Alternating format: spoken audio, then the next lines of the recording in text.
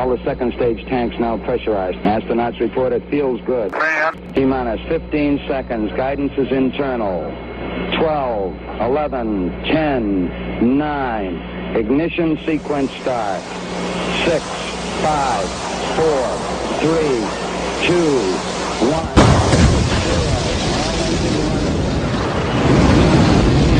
Like a furry torpedo to the jugular. This is Honey Badger Radio. Radio with Buddy.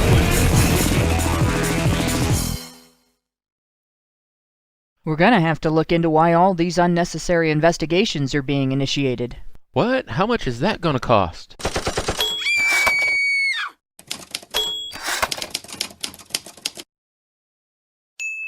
HBR Talk with Hannah Wallen. Due process advocates have been disparaged by victim identity cultists as a bunch of whiny man-babies who just want to be able to beat and rape women with impunity. This, despite the fact that our advocacy is all about ensuring that outcomes in criminal cases are based on solid, uncensored evidence, logic, fair standards, and the law, and many of us aren't even men. Our critics treat the civil right as a zero-sum game, as if due process means winning one's case, and therefore it can only benefit one side of the conflict. They oppose incorporating measures against wrongful conviction into the justice system, and in particular any recognition that sometimes the accuser is a liar rather than the victim, especially if that accuser is a woman whose complaint alleges intimate partner or sexual violence. Their talking points on this issue center on a few specific assertions or complaints. They claim false accusations are rare. They portray false accusations as harmless. They argue as if the falsely accused face no risk in the justice system. They ignore the financial aspect of false allegations, especially the cost to taxpayers based on the process set into motion when a false complaint is made to police. The facts don't back them up on any of these notions. Rare? As we pointed out last week, the data from various studies shows that credible estimates for the rate of false complaints may be anywhere from 8% to about 65%, depending on the criteria used in the study. Feminists tell us that less than 1% of rapes result in a conviction. They'll cite an article by the Rape, Abuse, and Incest National Network, which cites the CDC's National Intimate Partner and Sexual Violence Survey's rape prevalence statistics, which may be significantly inflated due to the wording of the survey's questions and differences between the respondents' assessment of their experiences and that of researchers. That means the less than one stat is based on counting incidents that were never reported and even incidents the alleged victims wouldn't agree were rape. According to the article, 77% of that number were never reported to police.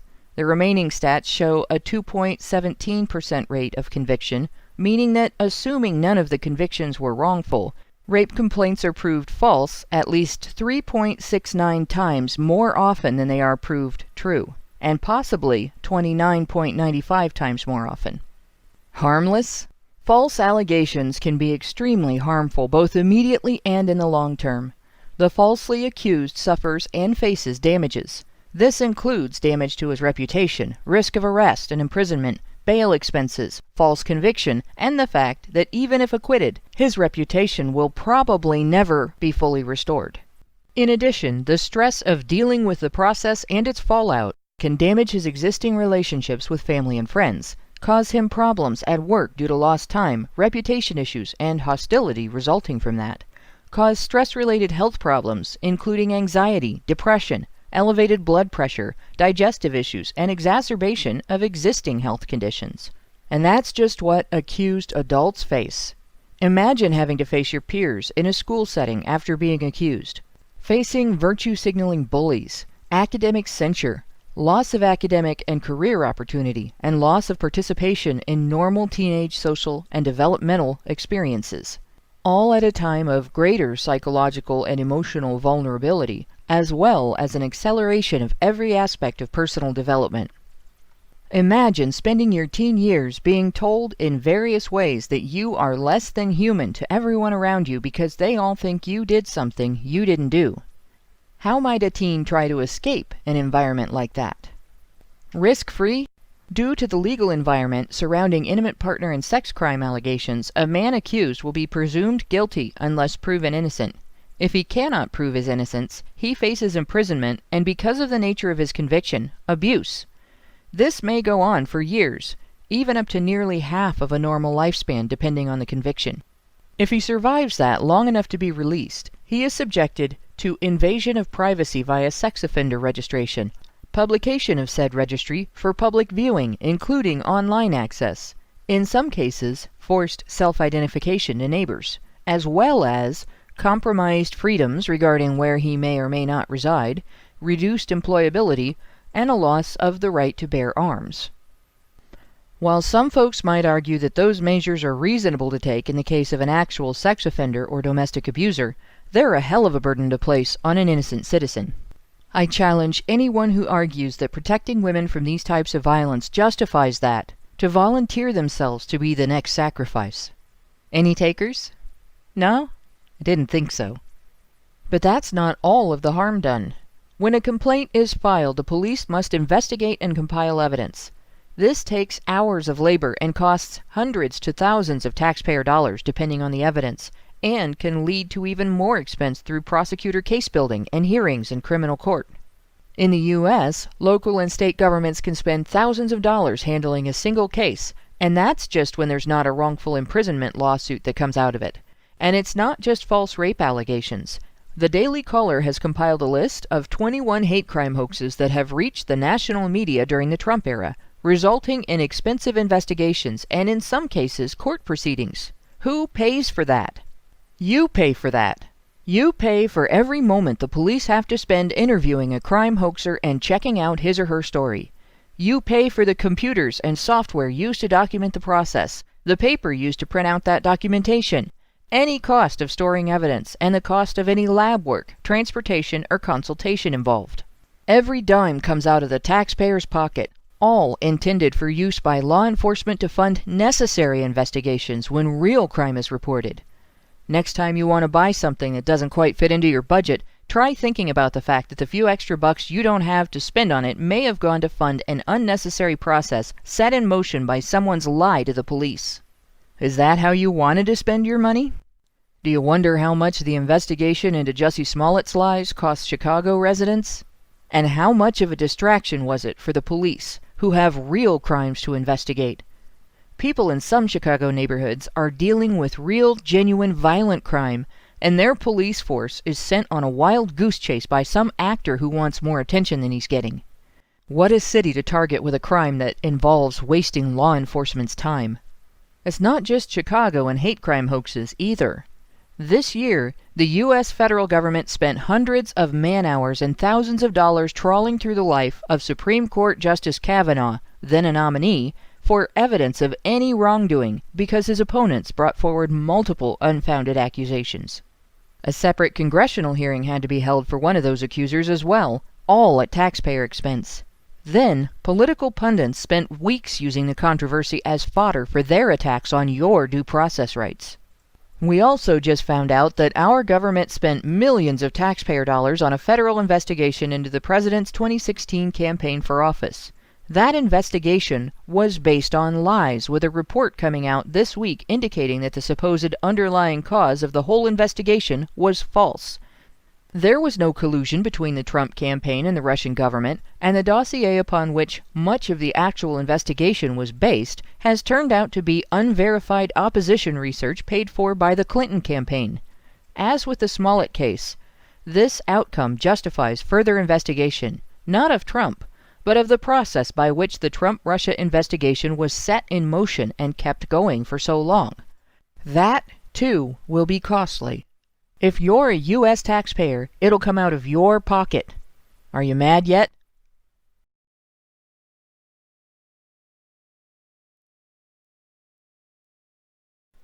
Hello and welcome to HBR Talk 78. Who's gonna pay for that? I'm your host, Hannah Wallen, here with She Who Must Be Obeyed, Karen Strawn, Nonsense Annihilator, Lauren B., and, by surprise, that adorable specter of death, Prim Reaper. I gotta put a chair in here for Prim, or she'll be standing through the entire show. I was gonna say, wow, rude. At least it's an imaginary chair and not her. But I'll just stand the whole time. You won't stand for that. and we don't want to stand for crime hoaxes either. We are here to unravel some of the prevalent myths about crime hoaxes. But first, we still have a couple of things to go over. Okay, so... Hey, can you hear me, Karen? Can you guys hear me? Yeah, we can hear you. Yes, we can hear you. Did we lose Karen's sound again? Uh-oh. That's what made us late in the first place. Karen's computer is the one acting up this time. And it's like... Well, I'm just going to unplug my freaking earbuds that Allison bought me, and we're going to just have to do it, like, raw. Clearly, we'll have to... We're going to have to bareback it, guys. Yeah, we're barebacking. There is no condom. Hopefully no echoing this time. That's the big objection, is the echoing. If we can get rid of the echoing without the earbuds, we don't need the earbuds. Well, I still have like issues with you guys disappear for like 4 or 5 seconds. Yeah, you just internet. Yeah. But before we get into the show, I got a couple of things to go over. One of them is really important in a different way than everything else. It's not specifically ours, but I want to draw everybody's attention to it because it's really it's been really grating to see that even though the FBI updated its rape definition in 2012, we're still seeing rape not referred to as rape when the perpetrator is female and the victim is male.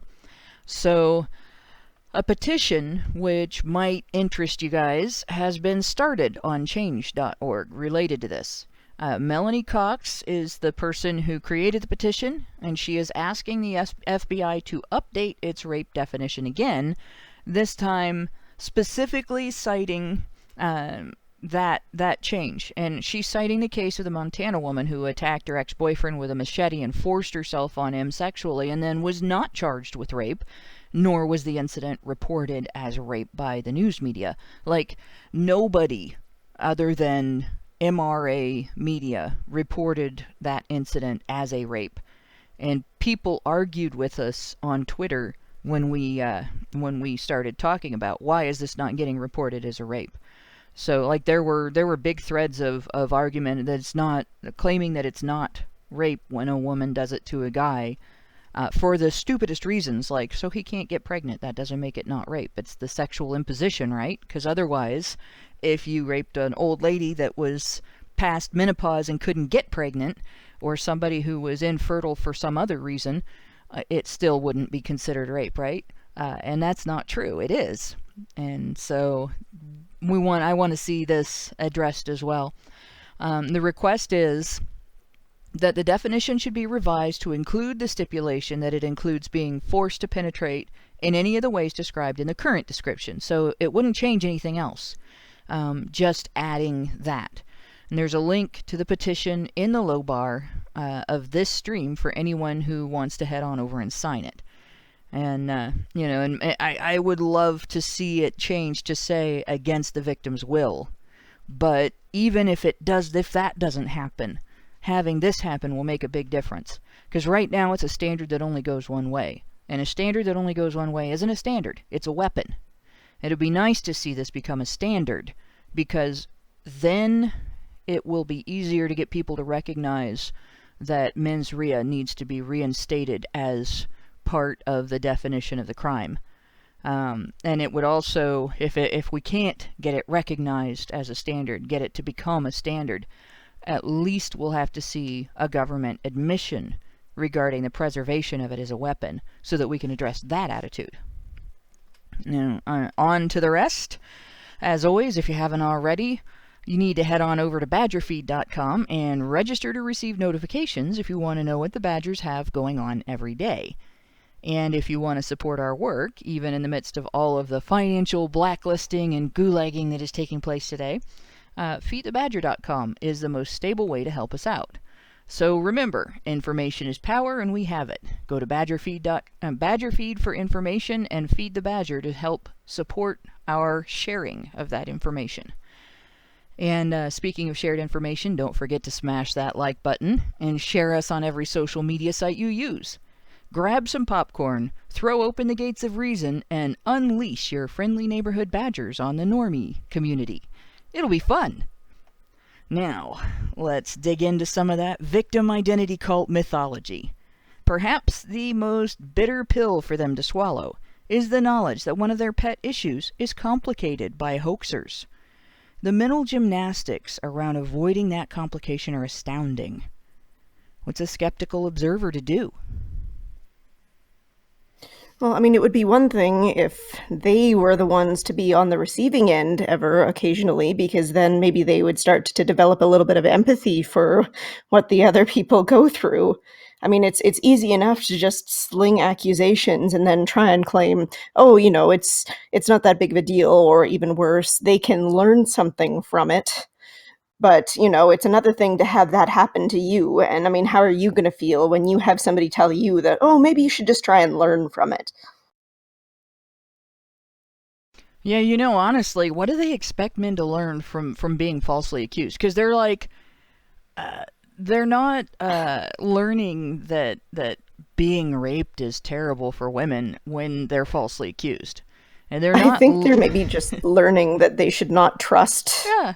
I mean, if certainly not, some women that are crazier than others, then all women, because they wouldn't want to take the risk, even with those who would never think to do such a terrible thing. Yeah, they're certainly not learning that they should trust rape statistics that say rape is common, because if those statistics are partly based on women's lies, then and they face a lie. They see this happening, and they know that some women do lie about being sexually assaulted or about being abused. What are they learning? Is this the lesson feminists want men to learn? Do they really want them to learn to expect women to lie? Right. It's like taking normal relations between men and women, and now men have to play Russian roulette. There's no telling what's going to happen when you interact with a woman in any circumstance, whether it be at work or in your just passing them in just day-to-day life, and now we're seeing that these things can come back to bite you decades down the line. How are men supposed to feel comfortable or feel like there's some kind of way that they can protect themselves when it's fair game? It's open season on men right now. Yeah, exactly. I mean, what are they going to learn if there's no repeatable behavior that is definitively causing the effect to happen, right? Like Exactly. If a guy can do one thing and be accused of, falsely accused of sexual assault, and a guy can do something completely different, or maybe even nothing, then what are they supposed to learn? It's ridiculous. It's, in behaviorism, when a rat is locked in a room and is just zapped constantly for no reason, there's nothing to learn from that. He gets learned helplessness. He just kind of sits there and shivers. Right. That sounds like a really great experience, doesn't it? Yeah, exactly. And the worst part about it, I think the injustice, like the real injustice about it, is that everything is subjective. Every woman does not react the same way to every man or every situation, so some people can be touched by someone. I'm that way. If someone bumps into me, I don't take it as an offense. I don't look at that person and demand an apology from them. Things happen. It's the laws of physics, right? Sometimes people bump into each other. Sometimes we touch one another unexpectedly. It's not always an affront to the other person. And okay, that's just a very general sense, but if you want to go deeper into the intricacies of how men and women interact, yes, people take things differently. It's what could be assault to one person could be very forceful, flirtatious, foreplay to another. So where's the standard? And how are we supposed to be able to tell men that they can, where's the line? Where is the line? How do we let them know that this is where it is? Because it's different for every person. Well, yeah, and it's going to be bad news for both men and women, right? Like Right. the women who make these false claims, they're obviously very different from the women who would never think to do such a thing. And Hmm. now the women who would never think to do such a thing, they're also going to face the consequences of these false accusers' actions by, never being trusted. And of Right. course, the men are the ones that are going to suffer the most because they're the ones who are victimized by false accusers in the first place. And the number of things that people will use false accusations for, like there's crazy numbers of things. Like I recently had that friend of mine who was falsely accused of sexual assault to try and get custody of his daughter away from him, right? Like that there's just no good sides to this. It's just all terrible, and all people should be against this, but yet you still have people rushing out to defend some of these people for some reason, and I don't understand it. Yeah, Right. rape Well, hoaxes people. and custody cases are unfortunately all too common, and they actually come from both sides. There are instances where a new boyfriend or stepfather is accused by the father or the stepmother or new girlfriend in order to facilitate as well. And it's almost always men who are the target. Very rarely is a woman targeted with something like that. She'll be targeted with things like abuse or being a bad mother, criticisms of her life choices and things, some of which may be valid, and others are not. But definitely the father of the child is the biggest target for that.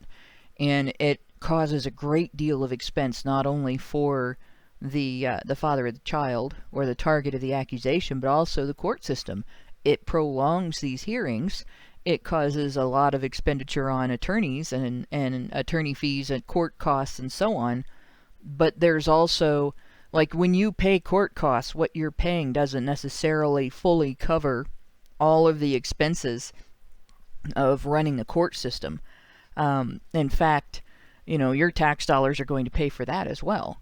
And this is like, and I can't remember which commenter it was because it's scrolled way up, but somebody pointed out most net taxpayers are men. As net taxpayers, men pay about twice as much as women pay, and I think that's counting things like sales tax and state taxes. If you look at just the federal income tax, it's more. Men pay more. So what you're the ones, the targets are the ones funding these kind of witch hunts. So rape hoaxers, domestic violence hoaxers, people who make up lies in order to get what they want, they are drawing on your income. Yeah, and there's no care. there's no care in the world. People don't think of. One of the things that really pisses me off when we get into these arguments with feminists online about how expensive it is for fathers to fight for their children in family courts, and they just overlook the whole thing, right? Okay, so women are allowed to say that the father of their children has been abusing them, so he needs to be removed from the home, right? So he's gone. Then she gets to take him to court at no charge to her. She has no charge to her, right? He then gets put on the hook. He's got to pay into the system. And if he wants to fight for his children, he has to pay for the lawyers. And if, God forbid, he loses, in certain situations, he then has to pay for her court fees as well. Well, not to mention that, but my friend had to go to jail, for example, for a couple of days. There's a lot of things that are on the line here for these poor guys. Right. And, it's disgusting. I would really love for people to understand that the family court system, really, the legal system, the justice system, the costs for that are based off of lawyers and judges. Okay, so all these, we talk about how much people are in debt from healthcare and school loans and home loans, but how many people are unbelievably bankrupt and in debt because they got into a legal situation with some bitch, and now they owe all of this money to the courts for what? And to I just want to bring up how it was Dankula that said his court fees, he had to pay the court fees for the state, which were $40,000, but his fees were $10,000. So where's the discrepancy? Where does that money go? Who decides how much this shit costs? And if you really can't challenge the lawyers. I mean, try to challenge the legal system. I don't think it's going to be possible because of the political climate that we're in right now. I don't think that we can see a change happen anywhere. We saw a major change in the mainstream media when they were challenged on their legitimacy. Great. I would love to see that also happen within academia and the political system, but that is a mountain to climb. Honestly, I think as long as these people are still benefiting from this stuff, then there's not really going to be a lot of incentive to change. Exactly. Right. And that's the other point. Is the tax thing really pisses me off. I don't want to have to pay for someone else's decisions in life. Okay? I think that is a basic fundamental idea of liberty, right? You do what you want, and I should be able to do what I want, and I shouldn't have to bear the burden of your decisions. So, entitlements absolutely need to be cut as much as we can. It is producing what we're seeing right now, this single motherhood. It's not going anywhere anytime soon. I do see that teen pregnancy rates or teen abortion rates are going down because teens are having less sex. Okay, so I don't really know what's fueling that, but that's something interesting that I think we should look at. But anyway, it's back to the definitely tax an thing. improvement. Yeah. But back to the tax thing, I don't want to have to pay for someone else's decisions. And that includes the decision of someone else to take someone else to court because you felt wronged in some way. Why do we have to be left holding the bag? I'm sick of this shit. There's a whole slew of issues with this. The court cost thing. I wonder, does the state, when they impose court costs on an individual, when they impose their lawyer fees like that, do they have to itemize? Because I think if you're going to say, we spent this money, it cost us this much to fight you, and you have to pay for it, there should have to be an itemized documentation of every expense, every minute expense that's being included in that request. And, if they can't document that much, then they shouldn't be able to ask that much. Because absolutely. It's I totally agree with that. For corporations and the state to ask for very large amounts of money for their expenses in a case. And it's possible. I mean, our expenses were pretty high in our case. But I'm pretty sure that our side of the case could document everything. And anything that we couldn't document would be incidental enough it wouldn't matter that much if we didn't get that part reimbursed, And I think other cases are the same. The other thing, I wanna give credit where credit is due. It was Shaman King that pointed out the fact that most taxpayers are men, and this is documented as well. This is proved as well. Most taxes, I should say, are paid by men, and so really, you guys are funding your own victimization in this instance for the most part. This is definitely something that men should really be up in arms about. The other end of it is with hoaxes like the Smollett hoax and the Trump-Russia hoax. These can result in much bigger expenses. It can cost thousands of dollars, to deal with a false rape accusation that doesn't make the news. But as soon as the police force and the prosecutor and the court system has to deal with the public jumping down their throats in outrage, and they really have to get their ducks in a row and so on, it becomes a bigger expense. When the investigation extends to the FBI or a second law enforcement agency, when there are several steps to the investigation, when there are more people to interview, when there's more evidence to look at, when there's more documentation to engage in. You guys have no idea screen how time much that is law wasted. enforcement. Yeah. You guys have no idea how much law enforcement has to document. Like, it would almost not be an exaggeration to say that if somebody farts within earshot of a police officer, he has to fill out 7 different types of paperwork. It's crazy. They spend as much time documenting as they do doing the rest of their job. And part of it is so that, people know how their police work is that they're paying for is being done. But part of it is because people have a tendency to sue the police. And that's the other end of it. Yeah. When somebody gets falsely imprisoned because somebody lied about them and it went to court and they were found guilty because they didn't get due process, their due process rights were violated, and they weren't able to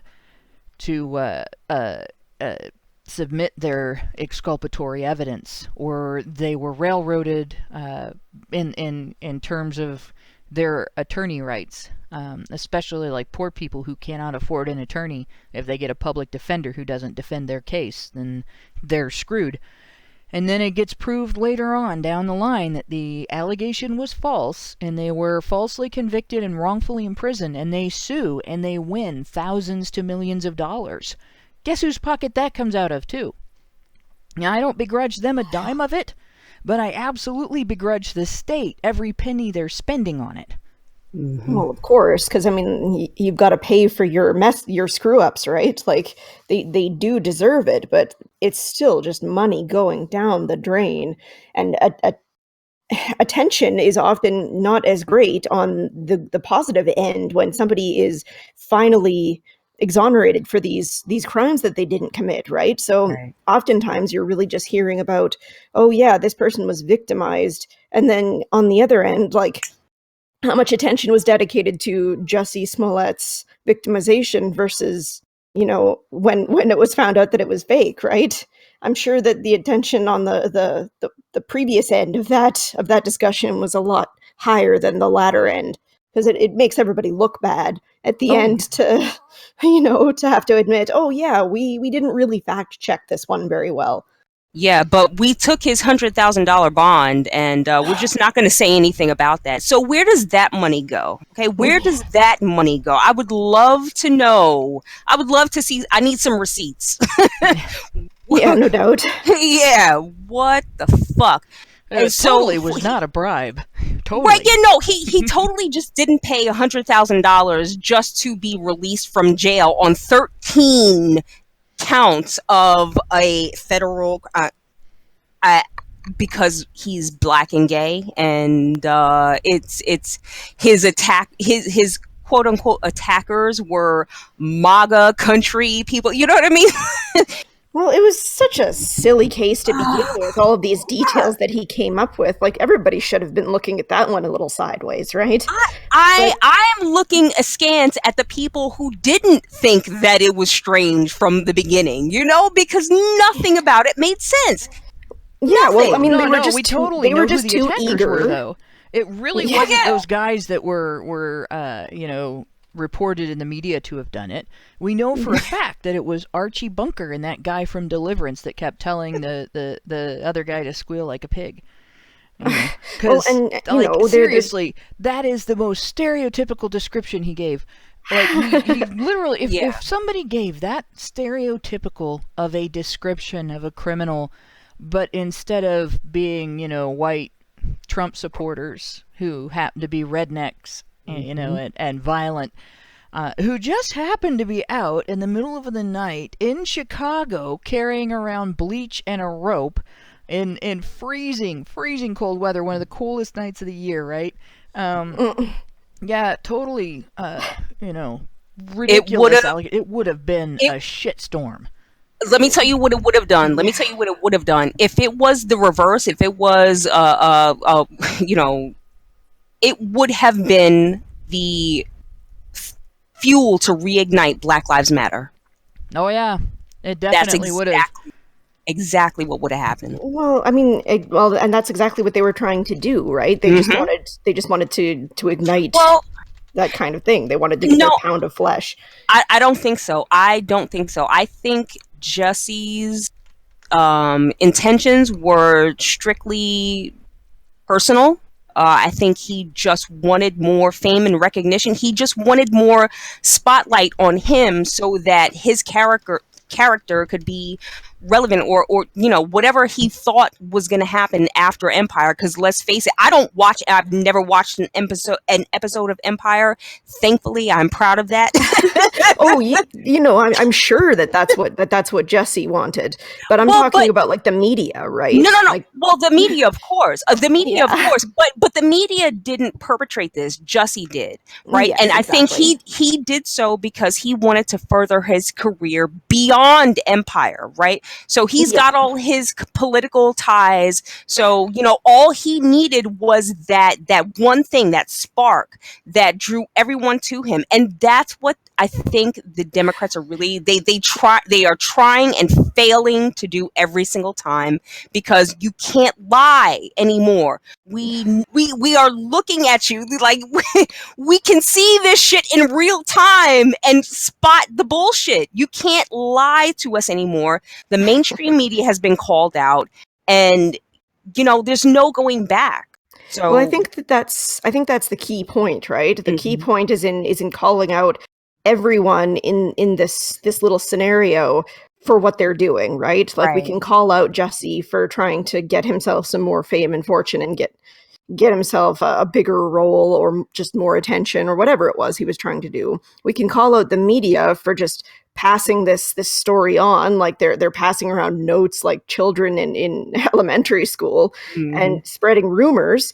And we can call out everybody who was all up in arms, being like, yeah, we need to get these MAGA guys because these guys are the worst people. These people are the villains du jour right now, right? Right. So we have to call out everything in this scenario, because everybody who was helping to spread this along really got egg on their face when it turned out that this whole thing was false. Right. And it is the cult of ideology, right? Yeah. Once you can label a person this thing, and so many people have labeled that thing bad or toxic, then it's the target. That's what everyone goes to, and it's just okay to vilify anyone that you can describe as identifying as this thing. If you can place that label on a person, then it's totally okay to crucify him, go after that person, go after his job, his family, everything, and it's madness. Well, and plus, it's all of us who pay for it when all of these other people that I was just talking about don't double check their facts. Yeah. Or, they just straight up lie and try and get a narrative spun. That too. Yeah. Well. Yeah, and then when we see the cost to society of this, like, you look at and I've been told I'm mispronouncing his name. It's Jussie Smollett, not Smollett, but Smollett. But in any case, when Jussie Smollett began making his allegation public, there was divisiveness in it. Anyone who doubted his word was, accused of being racist. And anyone who used accusations of racism against people who doubted his word was accused of being ideological, which they were. But in any case, we're dealing with a situation where there are some people on both sides that, even if somehow he had proved that there were a couple of stereotypes running around Chicago in the middle of the night with unusual objects specifically for the purpose of attacking somebody and acting in an intimidating manner, and to scare them away from an area that is actually not MAGA country, right? Even if he was telling the truth, even if he was there are going to be people that will be like, that's so ridiculous, I can't believe it.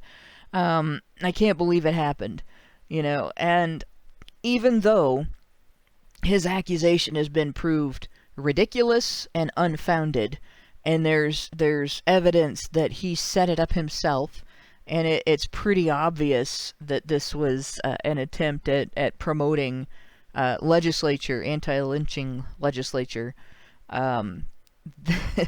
There are going to be people on the victim identity cult side of it that they will never believe the allegation is false. They will always believe that there is some real-life version of Archie Bunker and some real-life version of the Squeal Like a Piggy guy from Deliverance out there wandering the streets of Chicago at night in the dark and the cold in like the city that has at least at some points been the murder capital of the United States, right? Attacking random black guys. Well, it bothers me that they would rather believe that this is true, rather than accept, okay, somebody lied. But no, a lot of people are just like, they're frustrated when these things turn out to be false, right?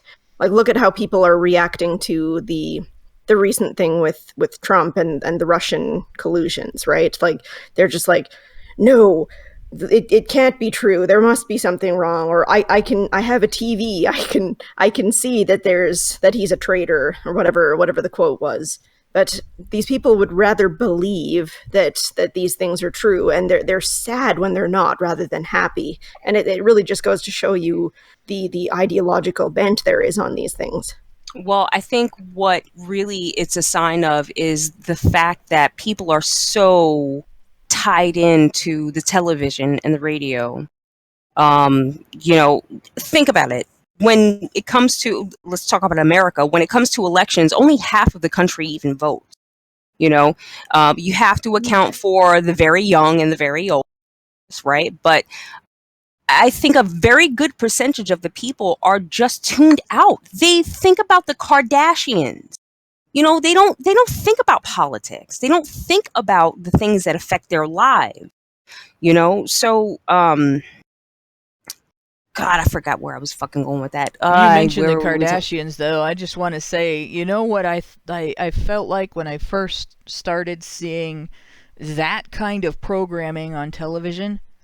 There's a type of bully that you run into at the park when you're a kid that thinks they're clever, and they'll take one hand and they'll hold it up by their head or their shoulder. They'll be like, "Hey, look over here, I'm gonna hit you with this hand, and then when you look, they gut punch you.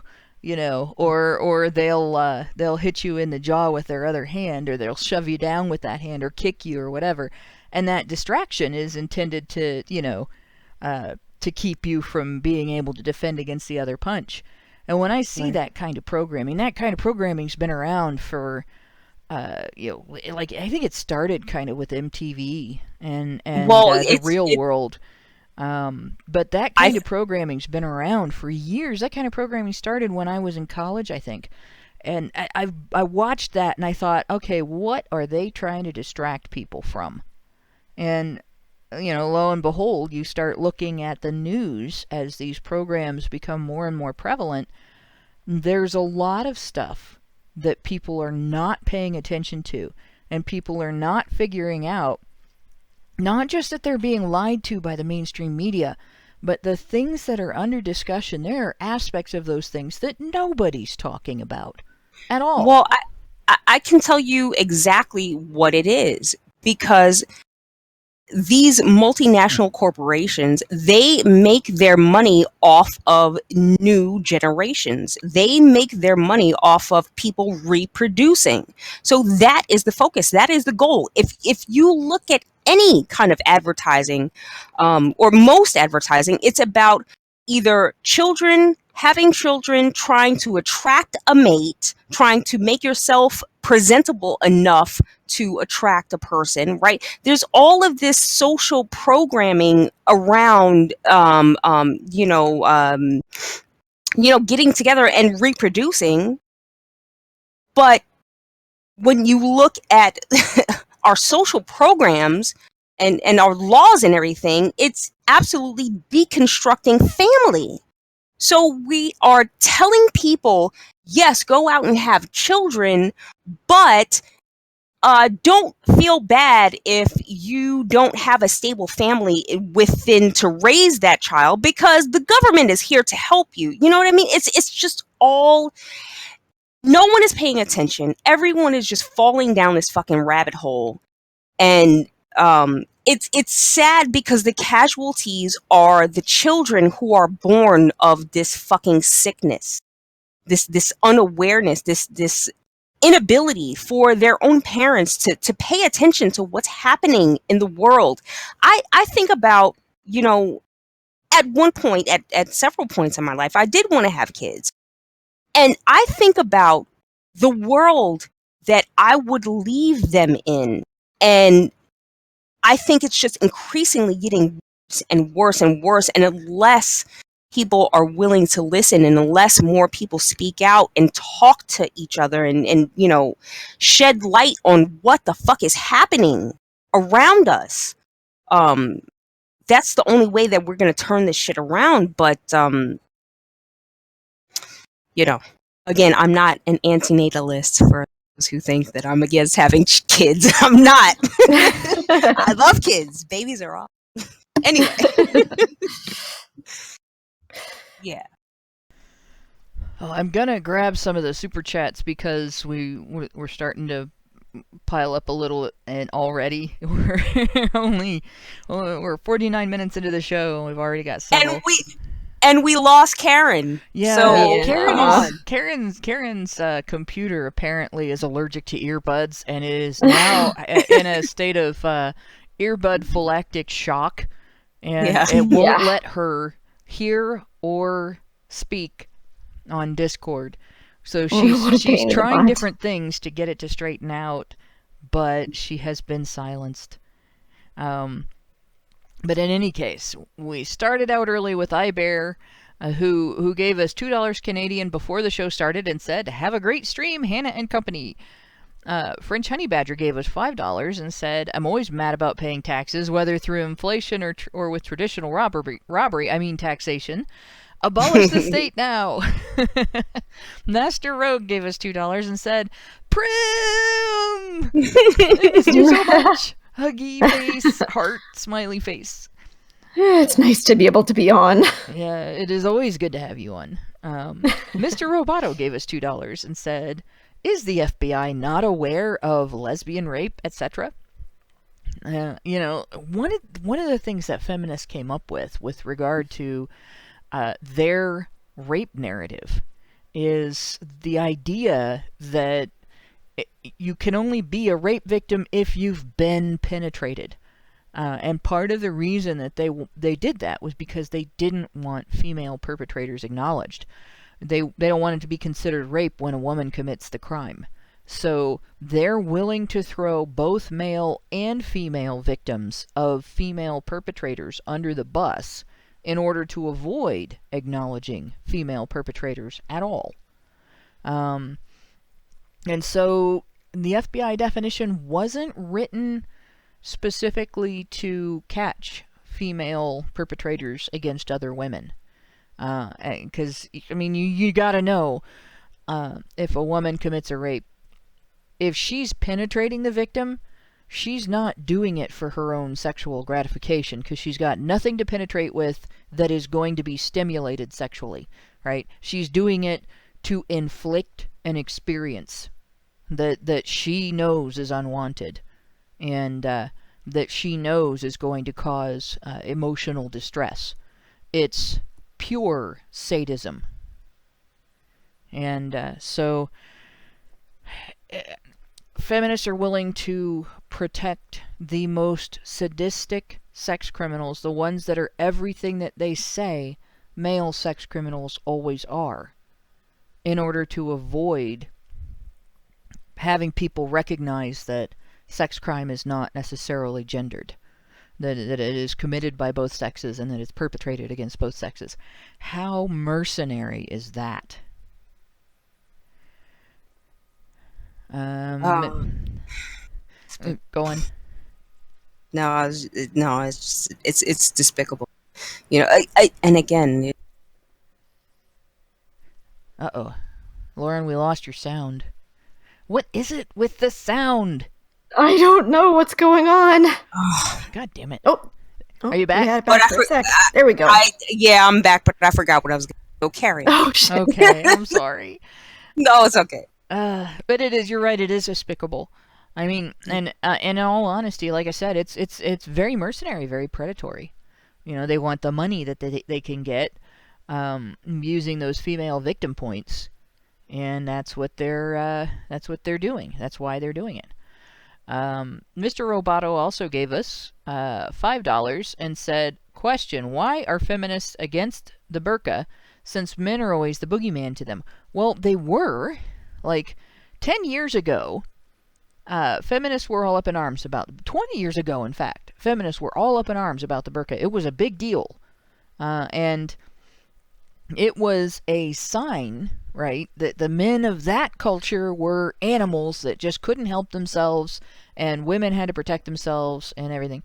And all of a sudden, when feminists figured out that Sharia law is a very effective weapon of control against people, they started to approve these things. They started to approve modesty. They started to approve the headgear, the burqa, the laws about having a chaperone when you go out, because they could use them as evidence that men are animals who can't control themselves.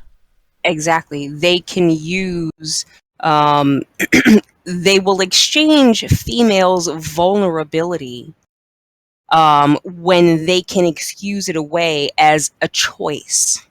Well, and plus they get to, say, oh, I have to hide myself from toxic masculinity, from the toxic male gaze, from all of this kind of thing. So they kind of get to use it for whatever they want to use it for, conveniently enough. Yeah, it switches back and forth. It can be a shield or it can be a sword, whenever they want it, for whoever they want, at any time. And it's well, it is very convenient, and yes. These guys tend to be able to take lots of things like that, kind of like how they say, we want men to be able to express their feelings, we want men to be able to, be vulnerable, and then say, I drink male tears. They can flip anything on like a light switch to kind of work to their ends. It's kind of like maybe we should just, stop listening to these people. It might be a good time to start doing that, if you ask me. Yeah, and there's also another reason why feminists start approving this stuff. It's not just men that they can control using this stuff. They can control women too. That fear-mongering, oh, if you don't wear this, you're going to get raped. That is a huge control that can be placed on women. You tell women that they're putting other women in danger because of their lack of modesty, that they're victimizing another culture, that they're basically othering other women by not wearing the hijab in solidarity, and suddenly you have political control over women who will comply with that. And they'll even silence women who are fighting to get rid of those things, who are fighting to not have to wear any kind of religious modesty clothing of any kind. They'll throw those women under the bus. And they've been asked publicly on Twitter, do not wear the hijab in solidarity with Muslim women, because there are Muslim women who consider it to be an imposition and are fighting to not have to wear it, right? And they're still making it a thing. They're still making it an issue. So it's kind of embarrassing. Yeah. And it's really about, they're doing basically to Islam what they were doing to nerd culture. It's almost, I'm sorry to our Muslim listeners, but it's almost funny because we get called Islamophobe for just discussing any issue related to Islam. No matter where we come down on it, we're Islamophobic or we're Islam apologists, one way or another, right? Another convenient light switch. But Yep. yeah, feminists are claiming to they're sort of claiming ownership of the religion now. Just the same as they want to claim ownership of comics culture and RPG games culture and video games culture and science fiction and horror culture and heavy metal culture. Good luck with that. And turn around and say, well, the women that were already part of this, that are not liking the fact that we're coming in and acting like a bunch of special snowflakes, they're just as bad as the men. That's basically now what they're doing with Islam. So the women that want reforms to their culture, that don't like feminists coming in and trying to take their culture over and use it against their neighbors and everything, they're just as bad as the men. There's a bit of I don't know. It's not funny, haha. It's funny in the way that, irony. It's funny. It's just. I'm sorry to see it happen anywhere in any culture, but it just figures. Yeah, feminists they are usurping the issues happening with people in the Western culture, and I've got to. I'm reminding myself that I still have a video that I need to respond to, because these are points that I wanted to make. But they use these women and these situations in Western culture.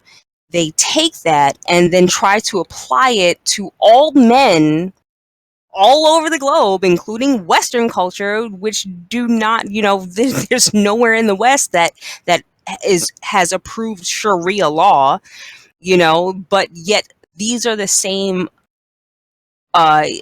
oppressive, inhibitive laws that feminists claim to want to be against.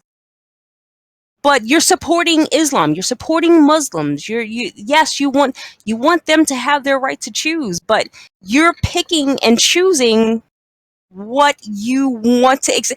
You can't decide for those women what is and is not freedom, and what is and is not oppression. Okay, so if a Muslim woman wants to wear a hijab, and if that feels like freedom to her, then who is a feminist to say that it is or isn't?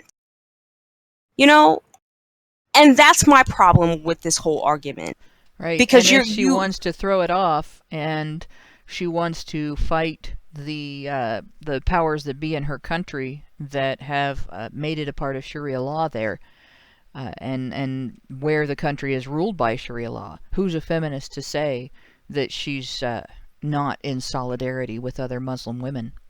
Exactly, but that should be a feminist. That should be a feminist act, right? Well, a woman is acting against a patriarchal society by saying, I am not going to conform to what you men think I should do, but.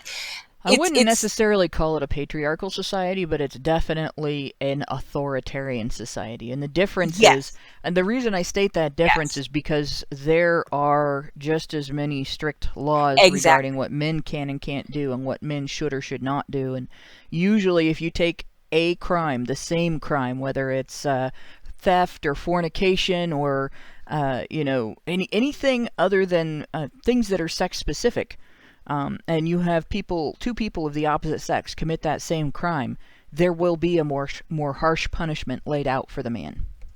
Yeah, no, I agree with that, but I think, of course, I believe the flaws lie within the religion itself,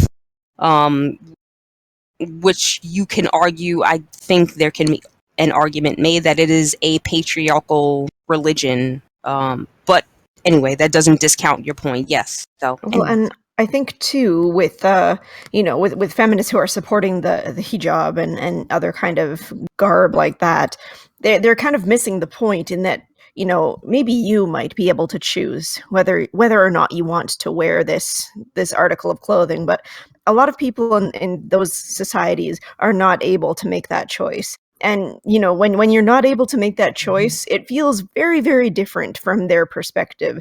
And you kind of wearing an article of clothing that they are forced to wear and treating it like it's some liberating thing. Well, obviously, you have a very different act behind wearing it than they do. And in wearing it and in legitimizing it and popularizing it, you're actually inhibiting their struggle to get out of this article of clothing that they don't want to wear. So, you're kind of working against women in this case. And it's Yeah, one exactly. where they've chosen false allegations over freedom. Because Right. regardless of why Muslim women might wear that, the reason feminist women wear it is to accuse men of being sexually predatory. Because that's what they're claiming they're freeing themselves from. They're not claiming to free themselves from standards for beauty, because if you look at the hijab, it's very different from things like a do-rag or just any kind of scarf. They're usually very pretty and decorative in a lot of societies. So unless you're in to the strict ISIS and Al-Qaeda interpretations, it's the modesty is in covering the body, not necessarily in avoiding. Even the plainer ones still have lace on them. Okay, so it's still decorative, and it is all entirely about accusing. When feminists do it, it's all entirely about accusing men of being sexually predatory, to the degree that women have to cover themselves up. That's what they're claiming to liberate themselves from. So it goes right back to sexual violence hoaxing. And our society has been hit with this so hard. Sexual violence hoaxes out of feminism began with Susan Brown Miller's Against Our Will, and her writing on the topic that standardized the sort of Duluth model of domestic violence response as a response to sexual violence, with the idea that it's a gender-wide perpetration by men against women for the sake of controlling women, regardless of when, how, and why it's happening individually. And all of the feminist research and all of the feminist dogma related to that have been based on that underlying hoax that men use sexual violence, men as a society use sexual violence to control women as a society and individually. Everything that we've seen, the cost method of rape prevalence research that involves a survey that interprets women's experiences for them instead of giving women the opportunity to acknowledge whether something was against their will or not. All of the statistics that have come out of that, all of the use of those statistics, the laws that have been passed on the basis of those statistics, everything. It's all based on the underlying lie that rape is a product of a patriarchal attempt to control women as a society.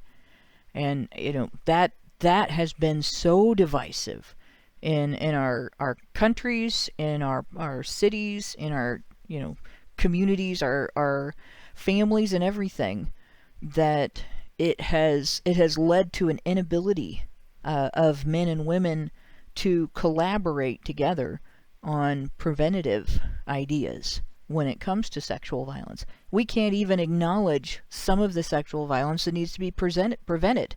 We can't acknowledge the cyclical nature of it, because that cyclical nature starts with adults victimizing younger people, and that includes women victimizing boys who grow up, a percentage of them, to victimize women.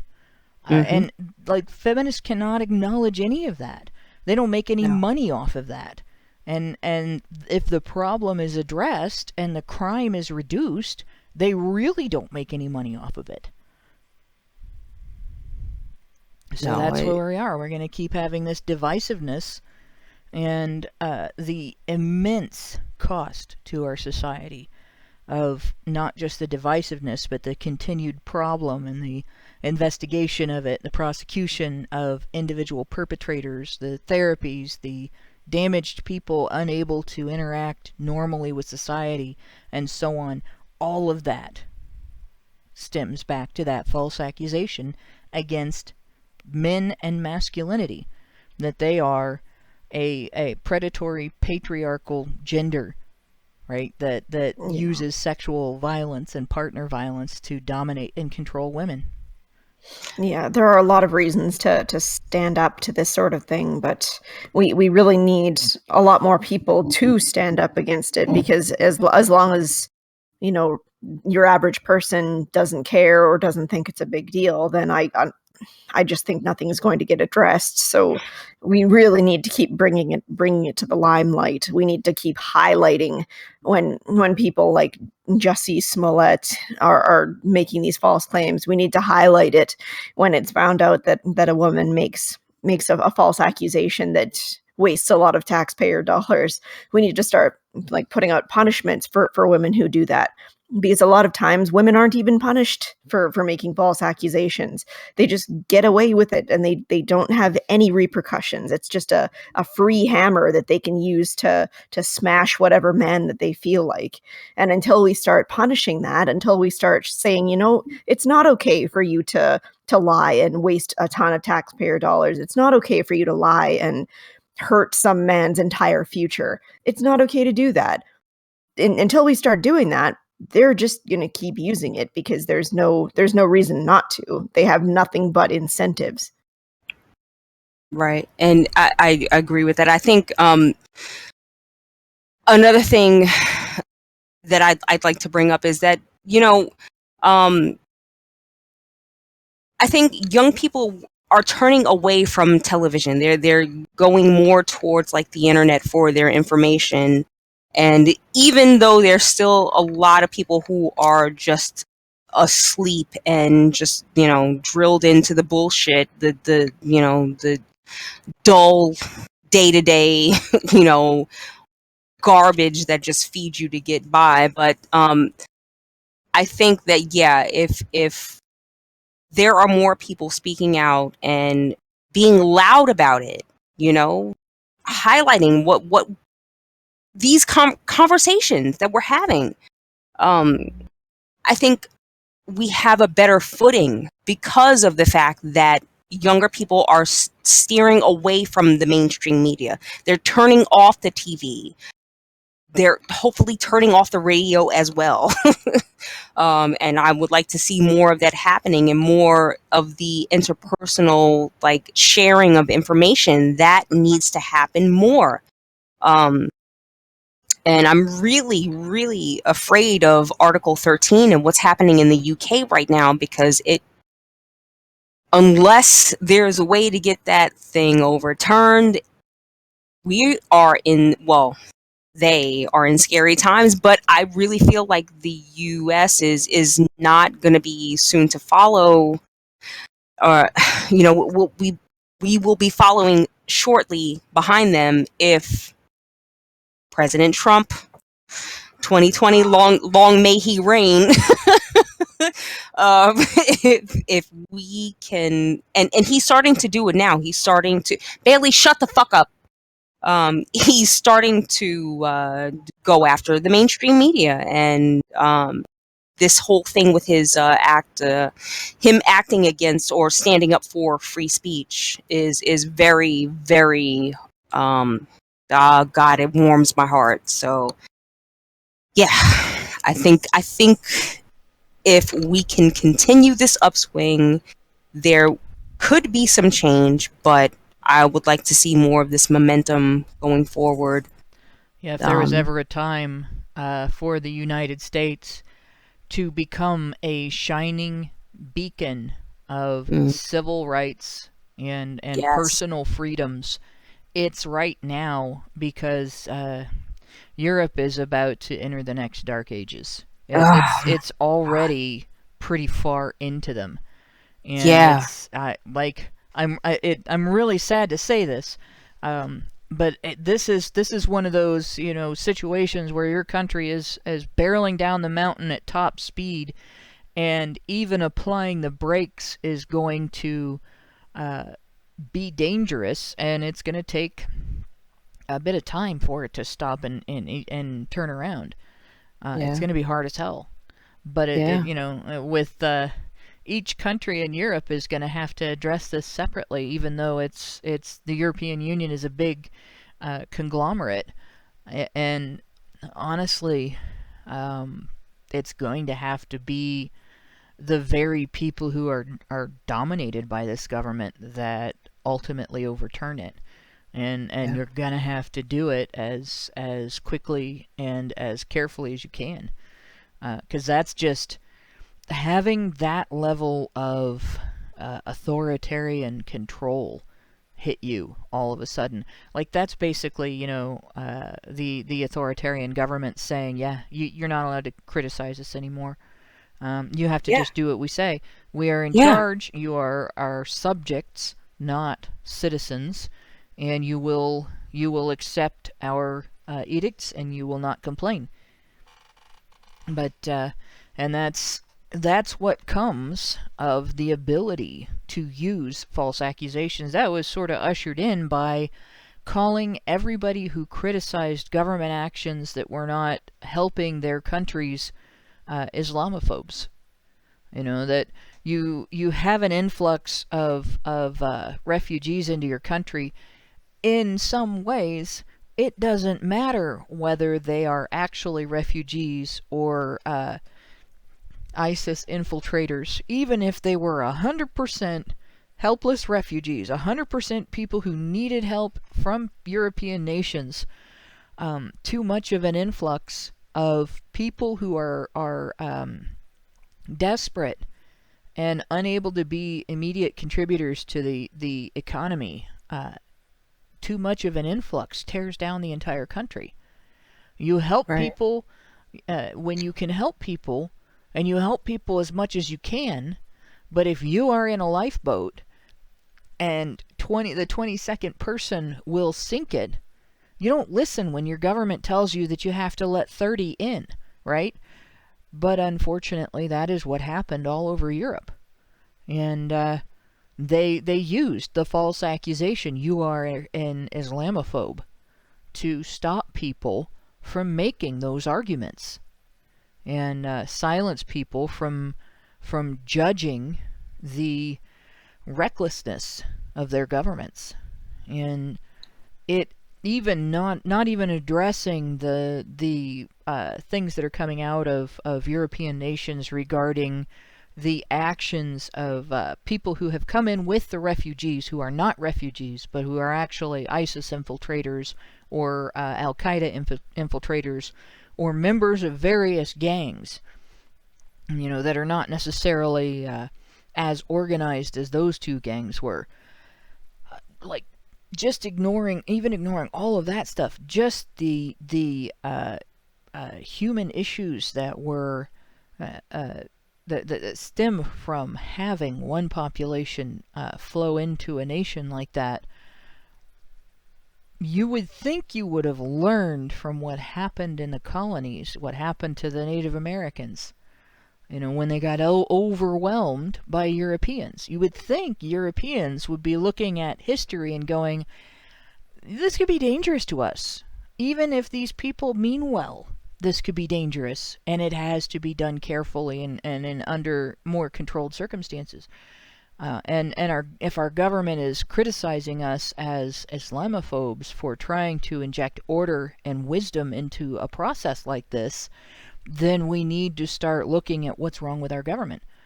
Now you're going to start to see it, and your government has just taken control over whether or not you can criticize them for it. Yeah, it's oh my god, again, scary time, terrifying, actually.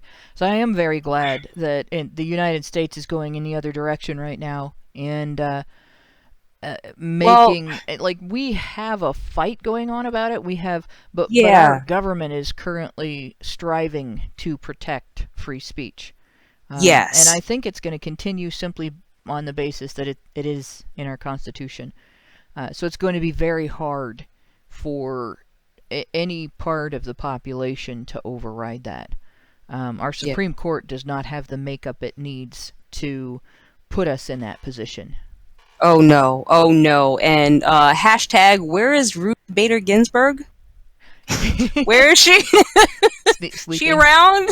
She's just resting her eyes. Oh, yeah. Like Bilbo. But again, I applaud our president, Mr. Donald Trump, in attacking or at least challenging these companies, these internet companies. We have free speech. This is our right as citizens of this country, and this is the problem. The internet, we have not adapted social policy to the I'm saying this all wrong.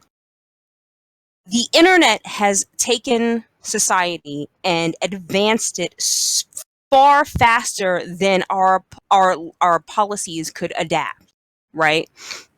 So now we're seeing what's happening right now. So America has free speech. Well, how do you control that in other countries that don't share the same laws, right? But the internet it's already happened, right? Like we're already all here. So how do you now control that? And so now you see China banning VPNs. And I think that's just going to be a trend that we see unless we can get enough people to give a fuck about our freedom of speech and the freedom of information. I don't want to live in a world that I can't criticize or can't even ask questions about the things that I turn on and pay to hear from a mainstream news media corporation. I don't want to live in a world where I can't turn on my computer and then criticize that. And that is what's happening now in the UK. You can't link to it. You can, if you want to, write out a script and just rant about what you saw, fine, but you can't link to it. You can't prove what they're saying to back up your claims. And that's what they want. That is exactly what they want. They want everyone who is criticizing them to not be able to have any kind of, or not to be able to not have any kind of way for them to legitimize their claims. But it would take an extra layer for people who are questioning or not sure. It would take an extra layer for them to dig deeper into the information. And we already know that when it comes to like articles on the internet, people barely read past the headline or the first few paragraphs of any article. So to think that people are getting the full breadth of this discussion is, we're really failing each other, It's almost, I don't know how Europe's going to be able to continue to communicate. You can't link to anything. You can't have pictures. You basically can't discuss politics in Europe now, and that's big and dangerous. And that's another protection for false accusations. And it's an example of what kind of thing that would be protecting is like one of our super chats, and I think French Honey Badger probably sent this before I said it on the show. French Honey Badger gave us $5 and said, remember that Congress passed an anti-lynching law, and congressmen used Jussie's event as justification and as leverage to get unanimity. And this is something that like, if you're not allowed to criticize what your government is doing, and you're not allowed to get your news from an alternate source than the mainstream press, than what's on television. So, you either have to pick like the CNN conglomerate, the left-wing conglomerate, or Fox News, because everything else isn't on television. Like, most of the sources I use for news don't have television channels that are associated with them. They get cited by Fox News anchors, and occasionally they'll get cited by left-wing news media, but a lot of times they're arguing with them instead of talking about what's in the articles. But they don't have their own, they're not television news channels. If you can't get your news from the internet, and you can't listen to discussion of that news and listen to perspectives other than your own, it's like you look at a set of information, you may form an opinion based on that information and some logic fallacies. And somebody else may form a different opinion based on that information and some better logic in the areas where you have fallacies, but maybe some logic fallacies of their own. You talk about your fallacies and their fallacies, you may come up with a third set of opinions that are more rational than the original two sets. And Exactly. I mean, that's partly how I ended up abandoning my original position on the death penalty, when I started to figure out, if I can't trust my government with all these other things, how could I possibly trust them with the death penalty, with the decision to kill somebody based on a criminal allegation, considering the fact that there are so many allegations that turn out to be false. Exactly. Yeah, no, I feel the same way. And this is the thing, you're not entitled, you are entitled to your own feelings. You are not entitled to your own facts. Sorry. You're not entitled to expect other people to take them seriously, at the very least. Like, you can bury your head as far up your ass as you want. You have the right and freedom to do that. But you're not entitled to expect anyone else to accept your shit. Right? You can bury your head at all the way up to your chest. Chest deep in your own ass. Fine, go ahead. Be chest deep in your own ass. You do that. That's your choice, your goal, your right, your prerogative. But it's my right to ignore you. It's my right to call you wrong. And it's my right to point out that you are chest deep up your own ass. And it's my right to point out, when you do that the opinions that come out of you are shit. And that's something that people do not understand. And that's basically one of the big things that's wrong in the United States today is All the what second the stage fuck? tanks now pressurized. I'm sorry, guys. Something has started all over. It wasn't me. I didn't do it. I swear. I honestly don't know where that's coming from, because I don't have. 5. It's in the. Oh, holy shit. Okay. Oh, I think I have. No, I have that file on my computer. That's me. Sorry, that was me. I got it. We just decided to start the show over, guys. Seriously. Yeah. Welcome back to Honey Badger Radio. But no, and of course I totally my train of thought was completely different. No, the head and ass disorder. No matter how much right people have to be wrong, they don't have the right to use their wrongness as an excuse to change the laws. They don't have the right to use their wrongness as an excuse to impose their will on other people. And I think that's one of the biggest and most divisive issues that we're dealing with right now. But in any case, because there are people who are willing to, just lay down and say, okay, I'm sorry that you're going through this. It's even though it might be your fault. Okay, you have a burden to bear. I'll take I'll take it on for you, you know. And I'm not gonna say that. Listen, charity is a great thing, but assisting someone, you know, helping someone when they're quite obviously in the wrong is just I'm Well, sorry. I guess as far as helping people, my take on that is you want to focus on practical compassion. Yeah. Anybody can be compassionate. It's human nature to be compassionate. It hurts us to see other people hurting, and it hurts us to see other people in need whose needs are not being met. That's it. There's nothing wrong with you if you have those feelings, right? And there's nothing wrong with you if you recognize that those feelings can drag you down either. Practical compassion is when you recognize the difference between when your instinct to help someone is actually helpful and not damaging, versus when you're acting on that instinct in a damaging way, either to the other people or yourself. Like the narrative on enablers, for instance.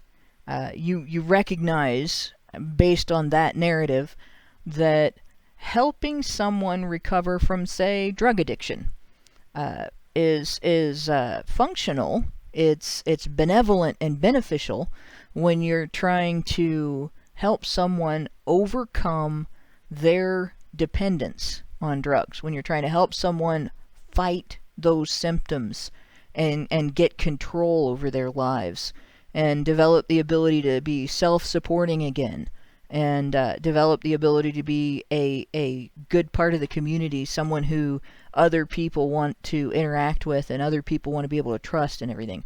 That's practical compassion. But if you take, you know, your drug addicted family member or friend, and every time they get in trouble, you know, they don't have the money to pay their electric bill because of the drugs they bought, or because they didn't go to work because they were high, or because they lost their job, and well, I'll pay your electric bill.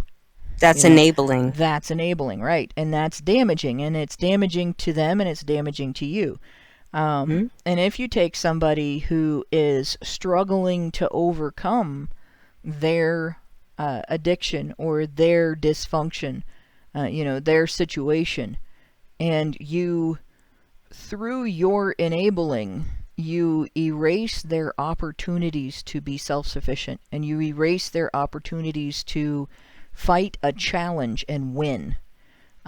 You feel like you're helping. A lot of times you feel like you're helping, but in reality, you're still in that mode of enabling, where you are actually taking something away from the person with the best of intentions, but you're still taking something away from the person. And right. It's the same way when, you have that lifeboat, and that 21 people can be rescued in that lifeboat and they'll all survive, but if you add another 150 pounds to it, it's going to sink. And right. and you see other ways that people can support themselves in the water so they won't drown, but you take 30 people into your lifeboat anyway, you are at fault when it sinks and everybody dies. Exactly. And I think if that can be described as an, I don't know, I'm probably, anyway, but yeah, you can't save everyone. So the more you try to take on, it becomes a selfish thing, right? You have to decide at some point what is beneficial for the group, or what am I trying to do to make myself feel best about the situation at hand. If you have 35 people that need to be saved, yet you can only logistically and realistically save 25 of them, hoarding the other or putting the other 10 people on board to save them, yes, it's a virtuous thing because you want to save lives. But if that is at the detriment to the rest of the people on board, are you really being are you really trying to save people? I'm sorry, I Yeah, lost the well, word. But, it's just it. You're not really trying to save people. You're trying to make yourself feel better. right, right. So And I think that speaks to a lot of what a lot of the social justice warrior mentality. That's kind of what they think. Yes, what they feel that they are doing is saving a certain part of humanity, but what you're really doing is putting the rest of them in a position where it's like, I don't really need you to save me, but I, I'm sorry, I'm again.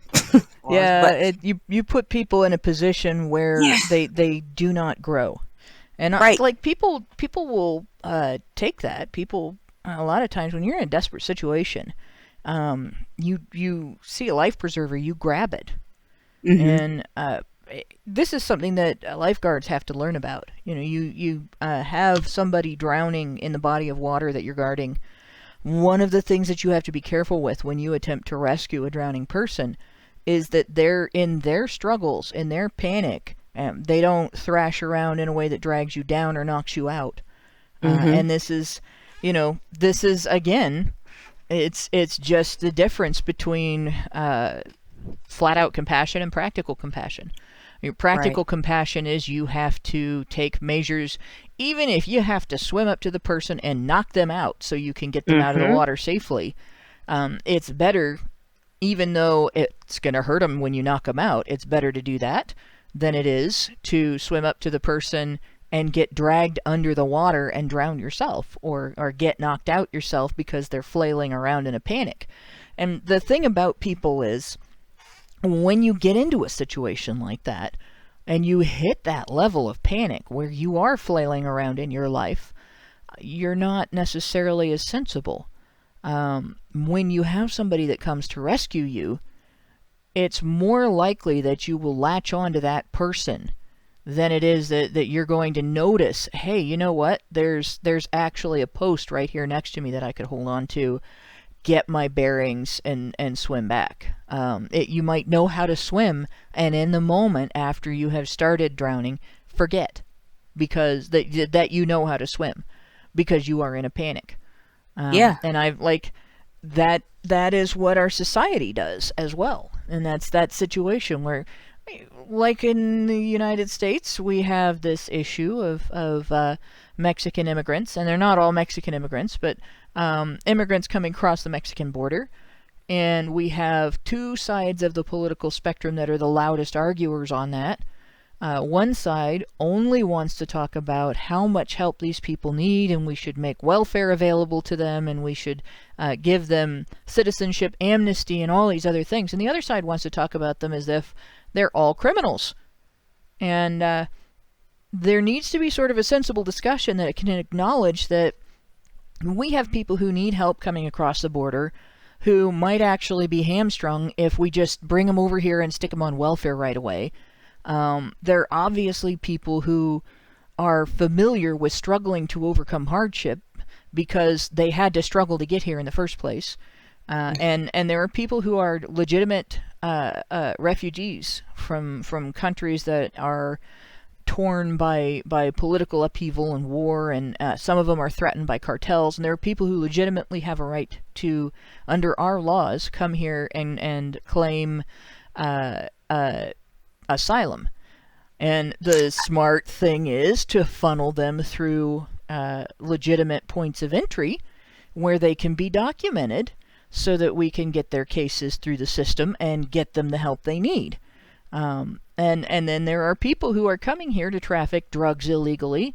There are people who are coming here with kidnapped children who have been taken away from their parents and will never see them again because of our DACA policies.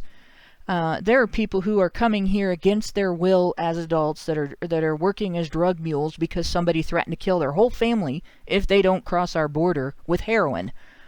So the idea that we should be addressing this from one perspective, the idea that we should be calling them all violent rapists and murderers and everything, versus they all need to be considered refugees and given welfare, and that's going to help them rather than hamstringing them. we need to have a real honest to God discussion about, what can we do to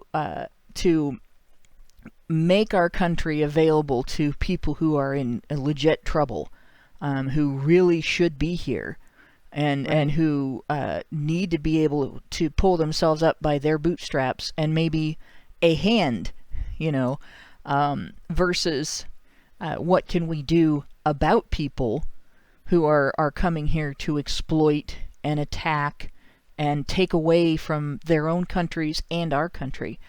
And we can't have that discussion because why? False accusations of racism. Exactly. Well, not only false accusations of racism, but just the fact that, it's a polarizing issue, right? Yeah, okay, you talk about kids being ripped away from their parents at the border, but the truth around that situation is not really put to light. And this is just another symptom, another result of how the mainstream media has been towards these situations, right? So it's always an either or. So you have these quote unquote refugees storming the border of Mexico, coming to seek asylum from where? From Honduras. And why could they not seek asylum at any other port of call? Right. During that trip. And they're jumping. They're line jumping in front of legit asylum seekers. That is why. Right, exactly. But it's all because of the political climate. It's all because of Trump. If Trump was not in office, if there was not a push to get this man out of office, I really don't think that we would see that push towards trying to get all of these quote unquote refugee / immigrants through the southern border. But again, the tide is turning. So we're going to see more and more changes, but it's just really interesting to see how now what happens to all these children who were quote unquote left at the border with their maybe or maybe not parents. What happens to them? Are they just left there? Do we not care anymore? Because Trump has been found innocent of these Russia collusion charges?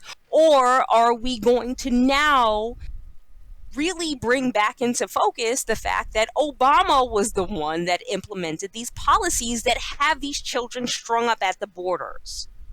Right. This is another one that our country's committed an atrocity. Under Obama, Yes. our country has committed an atrocity, one that people are not really talking about all that much. I mean, you hear about it on Fox News. You don't hear about it necessarily all that much on the other ends, but you don't really hear about it that much on Fox News either. And that is, under Obama's DACA policy, we failed to differentiate between unaccompanied minors who were here because their families sent them here for a chance at a better life. And whether they came here illegally or not, at this point the discussion is kind of irrelevant because they've been here for however long. But we've failed to differentiate between those kids and kids who, once the cartels and the terrorist organizations that were trying to sneak adults into this country heard about that policy, kidnapped, took away from their families against their will and their family's will, so that they could easily cross the border and get released into the United States because they have children with them. Those kids who didn't come here because they wanted to come here, because their families wanted to come here, but because somebody took them against their will. We didn't differentiate. Our country didn't differentiate. They treated them all the same. ICE didn't have the opportunity because they were not given permission. They were in fact told they couldn't. So now we're in this situation where there is a population of young adults in their 20s, and there's a population of teenagers who may or may not remember their families very well, who are essentially completely separated from their roots, their folks, people who love them and miss them. There may be some who love and miss their families, who have no way to get home, have no way to get back to their families, may not be able to find their families. What are we going to do about that? Are we going to do anything for those kids? You know, are we going to take responsibility as a country for the damage that we did to those families? And if we do, how much is that going to cost? You know, and this is still happening. You know, this will continue to happen as long as we do nothing to put a stop to it. Yeah, So, I don't have, I'm not, I have to say, I'm not very optimistic, because I really feel like the amount of people who care about the shit that we talk about, we just don't have the numbers to actually combat the members of government that we need to talk to get this shit changed. I just don't think that we have the clout, the numbers, you know, but hope is what I have, you know. And again, the more we talk about this stuff, the more we share this information, the more that we talk to each other and have honest debates and honest discussions, and not just, you know, this I'm just going to cherry pick this information from a certain set of criteria, and that's my argument, and you can't refute it ever, or otherwise you're a misogynist.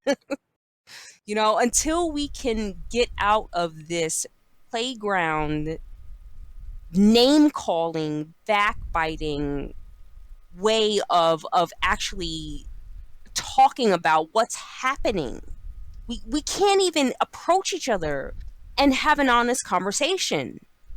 And it's really disheartening, you know, and I think that's what we are trying to do here.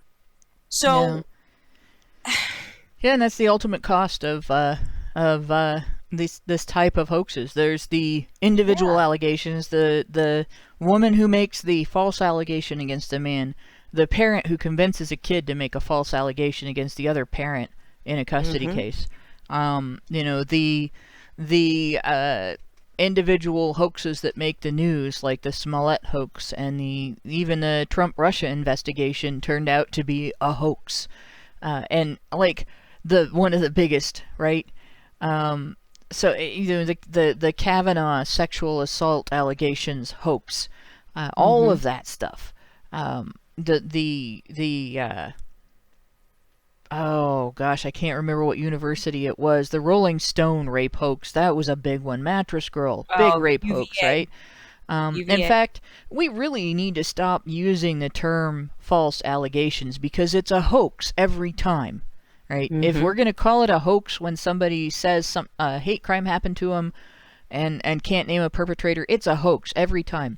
Somebody can be the target of that hoax, they can name a person, and if somebody isn't the target of that hoax, somebody isn't named, you know, a lot of times it gets them more attention. But there's also the racism hoax. Not that racism doesn't exist, but that if you discuss immigration and your position on it doesn't fit the progressive stack-based status quo, that you're racist. That's a hoax. It's completely made up. They have no basis for it whatsoever. The idea that you cannot discuss Islam without either being an Islamophobe, an Islam apologist, or take the position the listener wants you to take, that's a hoax. I mean, the hoax lies within and of itself, because it's not racist. Islam is not a race, right? Okay, it doesn't matter whether it's racist or not. Like homophobe is not an accusation of racism either, but no. calling someone a homophobe for having different opinions regarding sexual issues, that's a hoax as well. Calling someone sexist for having differing opinions on the causes behind the pay gap myth, that's a hoax. Exactly, because the thing, and this is, again, this goes back to language and how they use language. When you can label something as a phobia or a fear of this, then that automatically paints you as a bigot, right? It's not that I am afraid of, let's just say for sake, LGBTQ people.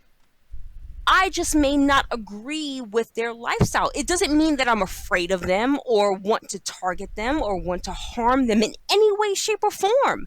I just might have my own ideological differences to the way they live, to the way they think, right? I just might have a difference in my way of thinking. It does not mean that I am afraid of you, number one, because that's what a phobia is. I'm not afraid of you, okay? I just maybe might not think the same way that you do. And that's the thing about a phobia. You can attach a phobia to any difference of thought, and now it's a thing, right? So Islamophobia, I'm sorry, I was a Muslim. I converted to Islam. I did. Okay, I had my hair covered, everything. I then learned, and granted, I went into it blindly. I didn't learn enough about it. I wasn't a skeptic about Islam, but I wasn't a skeptic about any religion back in that time in my life. But I accepted Islam because I appreciated how it made me humble. It took me out. I am not the most important thing in the world. And that is kind of what Islam taught me. However, I learned the other side of Islam, that I learned things about Islam that I just didn't agree with. So I decided that, you know what? This label is not for me. And I deconverted. Now, it doesn't mean that I hate Islam or I'm afraid of it in any certain way or whatever. I just don't agree with the tenets of Islam. So that's called learning. Yeah, exactly. It's called learning and growing. That's progress. That's true progress, Well, and again, there are people that, you can't have that discussion because they throw the Islamophobe label out, and again, it's a hoax. It's a thought-terminating cliche. Right. But it's a particular type. It's a hoax. It's not that, and it's a hoax based on existing examples. There are people who are prejudiced against religious people. There are people who are prejudiced against every specific religion out there. There are people who are prejudiced against non-religious people too. But the fact that there are people with genuine nonsensical prejudices who are assholes about it, right? That doesn't make every disagreement with a particular idea or set of ideas prejudice. It doesn't make it wrongful prejudice. So this is basically, we can't have these discussions without getting accused of things because people can't differentiate between prejudices and criticisms. And we have the same thing. Hoaxes in victim identity politics, it's like the most common thing, the most common aspect of the politics. Rape culture in Western culture, that's a hoax. There is no such thing. We do not live in a Western rape culture. There's one in our prison system. That we have a culture of acceptance that men who are imprisoned might be raped by other men in prison. But if you look to your local community and you expect people to believe that rape is accepted in your local community, they're going to point you to the laws that say you can't do that. It's illegal to rape people. They're going to point you to the community response when someone is accused, and you're going to see evidence against the existence of a rape culture in any Western country. And it's that hoax is used again to push things through, push legal changes through, push social attitudes through, and to stop you from criticizing those efforts. And this is like what French Honey Badger pointed out in his super chat. Congress passing the anti-lynching law and then using Jussie Smollett's hoax as fodder, as leverage, to get unanimity. That is done over and over again in our country. Well, the Trump-Russia hoax was going to be used as leverage to get an impeachment, to get the results of an election that we now know for a fact was a legitimate election overturned. Right. That was a coup attempt. Yeah, I'm sorry. I was gonna make a point about what you were saying about Jussie Smollett, but the anti-lynching law. Yeah. Okay, so anti-lynching. So why are we even spending time, money and taxpayer money on anti-lynching? I'm sorry. What is there? A form of lynching that is not already illegal, that there needs to be a new law passed about anti-lynching? Who the fuck is strangling black people up by ropes anymore? It's not happening. It's not happening. And if it was happening, who's getting away with it? Exactly. We would know. And that is exactly what Jussie was trying to get away with. He was trying to do that to embolden, because this all happened at the same time, this anti-lynching law, right? And I believe Kamala Harris was a big proponent of this thing. So, you connect the dots and it's very obvious. But I am really sick of this idea that we are still trying to use the persecution of black people as some kind of racist act, as though black people are just infallible. There's no way that any black person can commit a crime and just be absolutely at fault. There's no way that it's a black person's fault for the crimes that he commits. There's some way that it is, institutionally, there's some kind of racism behind it, right? So, Yeah, at some point our society is going to have to stop accepting the progressive stack attack, right? As the progressive stack ad hom, as a thought-terminating cliche to be used as a weapon against criticisms of law and policy that are bad, right? Right. It shouldn't even be used against criticisms of law and policy that are good. Should be able to sell those laws and policies on their merits. Right. To be honest, Lady Justice is supposed to be blind. So why are we looking at the fact that Jussie was black and gay, and why are any of these factors important in any kind of justification for a fault or a slight that was taken against you or towards someone? Because they've been working. They've been working to shut people up for about 40 years. Yeah, exactly. It's that victimhood. If you can say, well, I'm a victim because of my skin color and you owe me, this is why I'm really against this whole push for reparations against the I forget the anagram, but it's like these black people who are trying to ADOS, right? The African descendants of slavery. They're trying to now try to get reparations from the American government.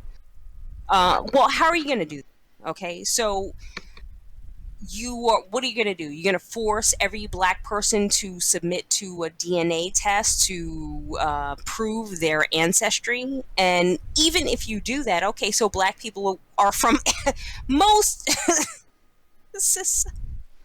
most humans generated from Africa. So yes, you will find African ancestry, but talking about American descendants of slavery is a completely different thing, right? Because again, the history is very skewed, right?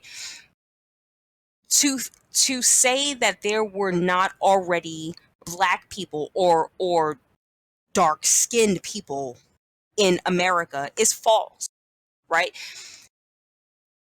You cannot think. I'm sorry, I'm gonna go into a little bit of I guess I'm probably like channeling Owen Benjamin. I'm not saying that there weren't 6 million Jews killed in the Holocaust. That may be right. I'm willing to submit that that actually is the very number, right? But okay, let's look at slavery. I'm not willing to accept that the number of slaves that black people believe were brought over here and accepted into slavery is the actual number. Now, okay, that is the opinion of Lauren Brooks, not Honey Badger Radio. So, yeah, I mean, to take a look at history and what has really been obfuscated from view, there are many things that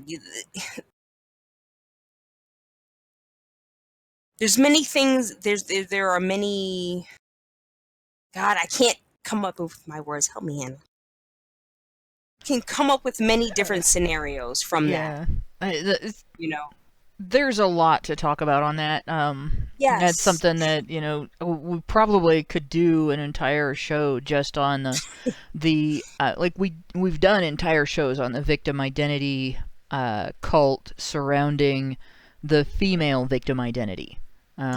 We haven't really necessarily done entire shows on the victim identity cult surrounding minority victim identities. But a lot of the same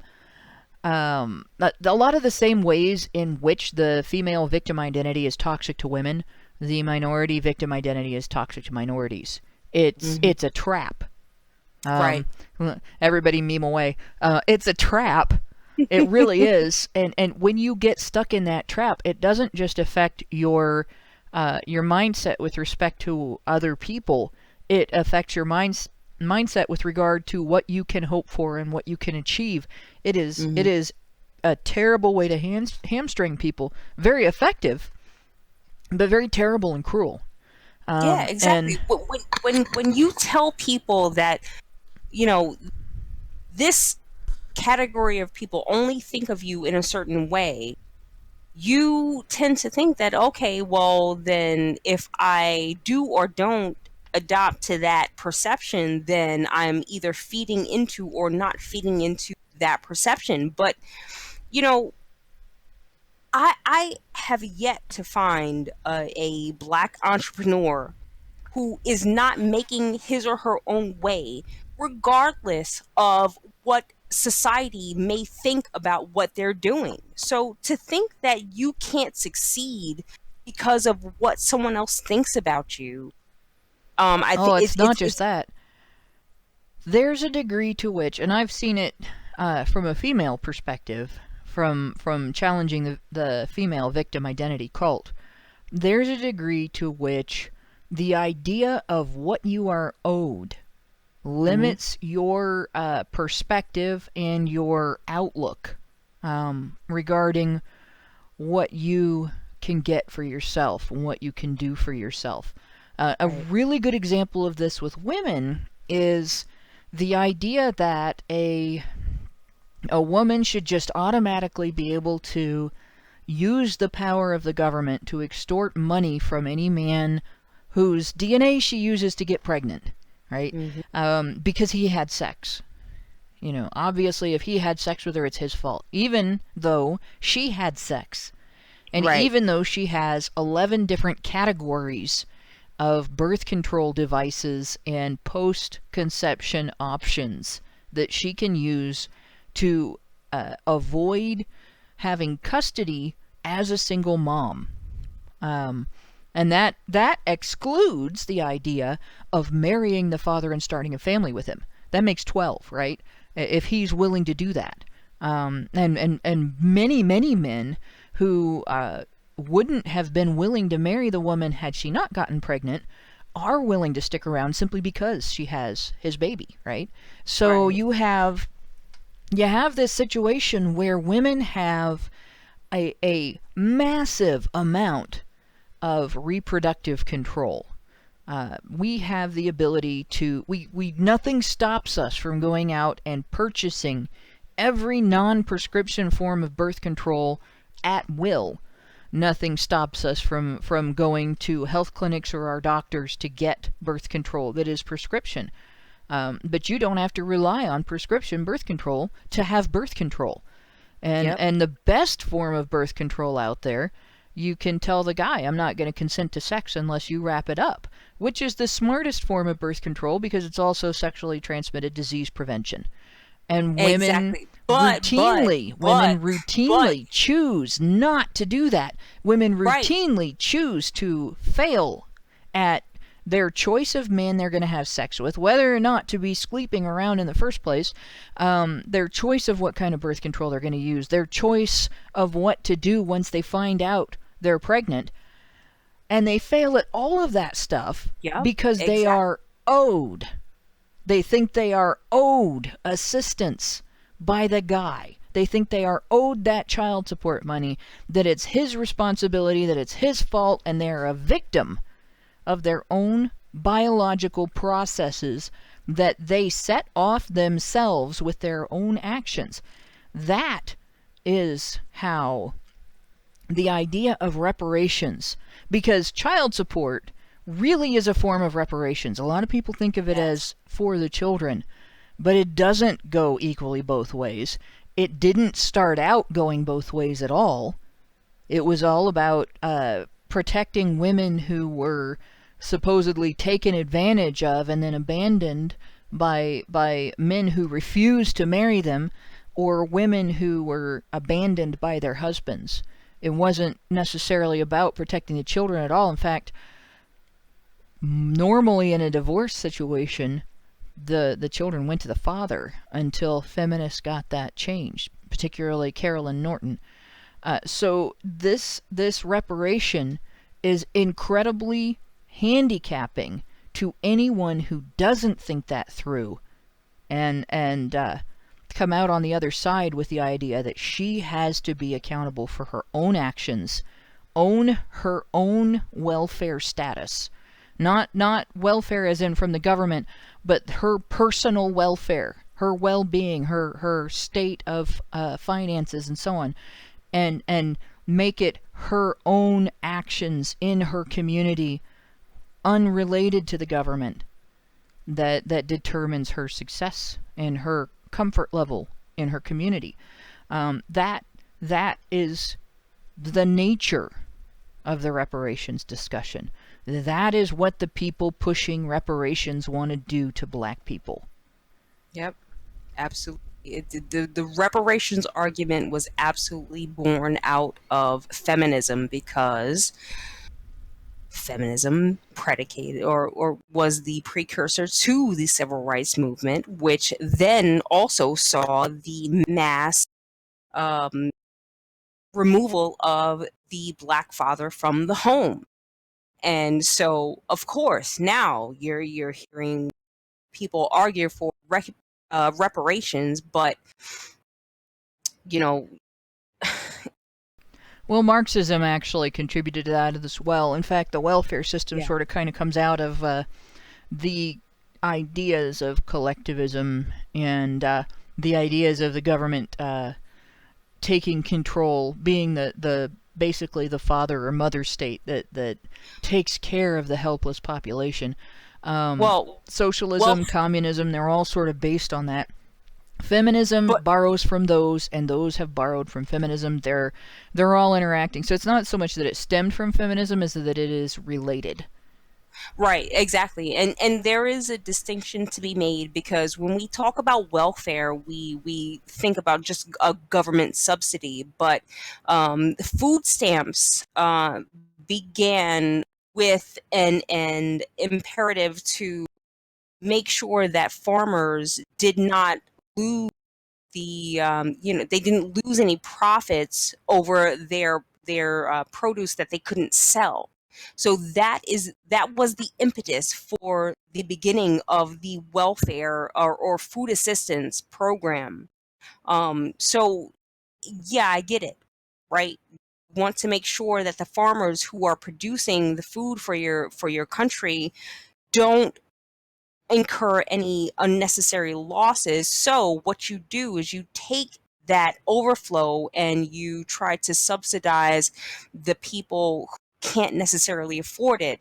And over the years, it has just progressed, and now it's just morphies in this system where it's just bastardized.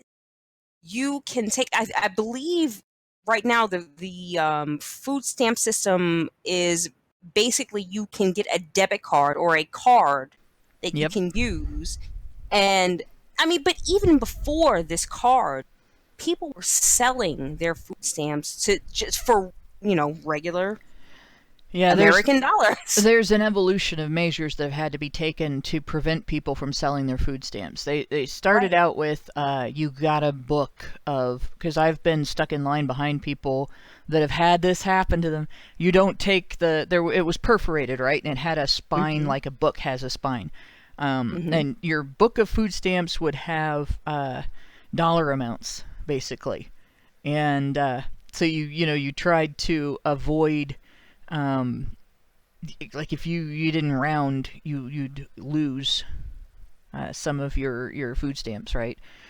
So you'd try to sort of spend over and above them and pay the rest with cash. And it was no store was legally allowed to accept food stamps if the person had removed that spine and torn the stamps out. And the reason was because an individual could come in with food stamps from multiple people who had traded them for drugs or other things that were not food, right? And they could spend them for their groceries, and then those people's food stamps would actually have gone to pay for the drugs, and the individual using them was just substituting them for cash, and so that was what that was a measure against. Obviously, you don't want somebody coming in with 6 different books of 6 different accounts of food stamps and spending at the store. They're definitely not going to accept that. But as soon as that rule gets passed, and I have been stuck behind people in a grocery store that they didn't read the instructions, and they showed up with a few $100s worth of food stamps torn out of the food stamp book. And the cashier had to explain, you can't do that. I can't accept those. I have to tear them out of the book, and I have to compare it to your identity so that I know they're not stolen. And they would get mad. They would throw temper tantrums. They would threaten the staff. They would even threaten lawsuits. They would threaten to report the store to the welfare system to get it taken off so it can't accept food stamps. Well, you report them for following the rules, they're not going to get in trouble, right? But they wouldn't take ownership of, I didn't read the instructions. It's my fault. Exactly. And that's, I think that sentence right there just sums up a majority of the American population as it is. And that's what we're dealing with. That's why we have people accepting all these hoaxes. Exactly. You have people more willing, like if you challenge the rape culture hoax, people get angry. People who have no reason to have a stake in female victim identity will get angry if you challenge the female victim identity hoax. The reparations hoax is not that there was never slavery. It's not that there was never prejudice. It's that reparations help. It's that reparations are going to be of a benefit. And they may feel like an immediate benefit, because anytime anybody gives you money, it feels like an immediate benefit. Oh, yeah. But exactly. They're going to do the opposite, and that's the hoax. Yeah, exactly. And that's, a lot of these people are the same people who criticize anytime, when Trump gave that tax relief, these are the same people that will say, oh, that doesn't benefit anyone. But you want reparations. Okay, so how are we going to quantify reparations, right? You want to essentially DNA test every African, quote-unquote, American in this country and determine who owned them as slaves. So assuming we can do that, how then do you quantify how much that white person owes your descendants and then how that trickles down? It is beyond belief. I'm sorry. I don't care what the hell my ancestors did. I don't feel like anyone owes me anything because it's well, and honestly, age-old adage: you're born alone, you die alone. Okay, I had no choice coming into this world. Right, I'm here now, and I have to make my way. And if I don't, then I choose my peril at my own decision. Yeah, I will say this also. Before any listener decides that they're willing to contribute their DNA to 23andMe or some other, in order to get a paycheck from, whatever reparations thing, if that actually gets done, if that actually gets through, then they say, well, you have to have a DNA test to get it. Before you make the decision to go out and get a DNA test done and get your ancestry traced and have that information now documented and everything, look up on Honey Badger Radio a video called Uncle Sam Wants Your DNA, HBR Talk 73 opener, and look up the discussion on the Honey Badger live streams channel from that video. The live stream should be linked in under that video. Just watch them and take into consideration the information that is shared and discussed in those videos before you hand your DNA over to anybody willingly for any reason. Because to be honest, I consider that a very scary prospect. And I'm going to go back to the meme. It's a trap. Yeah. It is a trap. Well, there's an even bigger discussion to be had when it comes to this whole reparations thing, because even once alright, so let's say we test everyone and figure out their lineage, then the next question is, well, what exactly is African, right? And what exactly is African American? Because again, there were black people in America before there were slaves brought to America. So how do you define the two? And the lines are so gray that it just makes the argument invalid. What are we going to do? Are we really going to invest the time and money that it would take to differentiate or delineate or just who is what and what is who? And then on top of that, how do you calculate the remuneration? How do you decide how much each person gets? What is the actual calculable total for what a slave should have been owned by a slave master, both of whom were probably long dead by now? Well, there's another question, too. There are a lot of Americans whose ancestors had nothing to do ever Yes. with the slave trade or the slave system. There are Americans who are not black, but whose ancestors fought to abolish slavery. And there were Americans whose ancestors were sold into indentured servitude by their parents. There are Americans whose ancestors were made indentured servants or impressed into the British military against their will by unscrupulous authorities who essentially assaulted them, knocked them out, and then when they woke up, they were on a ship. So it's not really all that different from having been black, other than the fact that nobody has any sympathy for those ancestors. In fact, if you bring up the Irish and the historical evidence that shows that the Irish were, in mass, a large portion of the Irish were enslaved under the guise of indentured servitude, in which many of them were conned or kidnapped, rather than voluntarily entering into an indentured servitude contract, or some of them were convicted and then forced into indentured servitude as a part of their sentencing. And they were sent into environments where, one of the arguments people make is, you work your time as an indentured servant, and at the other end of that time, you're free. Most of them were worked to death during that time period, so freedom didn't happen. Some of them managed to reproduce during that time period, but did not necessarily survive their time period of indentured servitude. And those that did, their lives were shortened by the type of work that they were forced to do.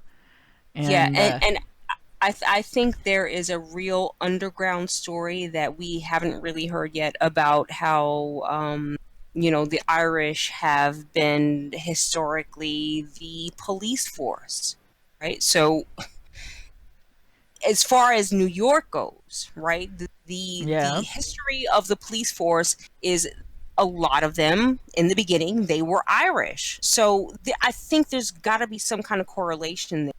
Well, there was also, Irish were sort of forced into areas of labor that other people didn't want to do because they were dangerous or dirty. And there were a lot of places where, nice jobs, you become a clerk in a store, well, there'd be a sign in the window, help wanted, no Irish. Irish need not apply, right? Yeah. But the Miami-Erie Canal, I grew up along the Miami-Erie Canal. At least one of the descriptions, one of the rumors about the Miami-Erie Canal is that along the canal there are graveyards that are just filled with the people who dug the canal. The German and Irish laborers who got malaria from mosquito bites, who worked themselves to death, who died in accidents. Their families might not even be notified. They were just buried along the way. And of course, I grew up hearing that there were bodies under the canal. That they didn't even get proper burials. They were just thrown in and covered over with clay. And I don't know if that's true or not, but it was believable simply because of the way that those workers were treated. It's the same thing with the workers who worked on the railroads were treated the same way. They were disposable. They were completely and utterly disposable.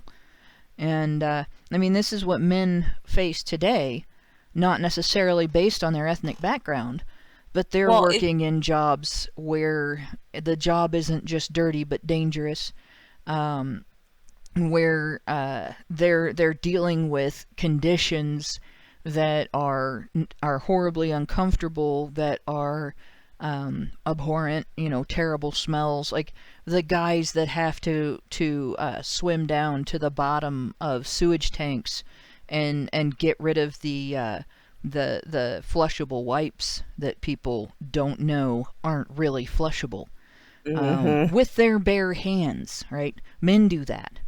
But there were racial divisions historically on who had those jobs.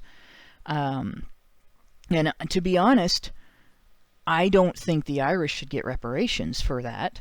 The Irish survived that. Irish Americans, my ancestors, some of my ancestors are the people I'm talking about.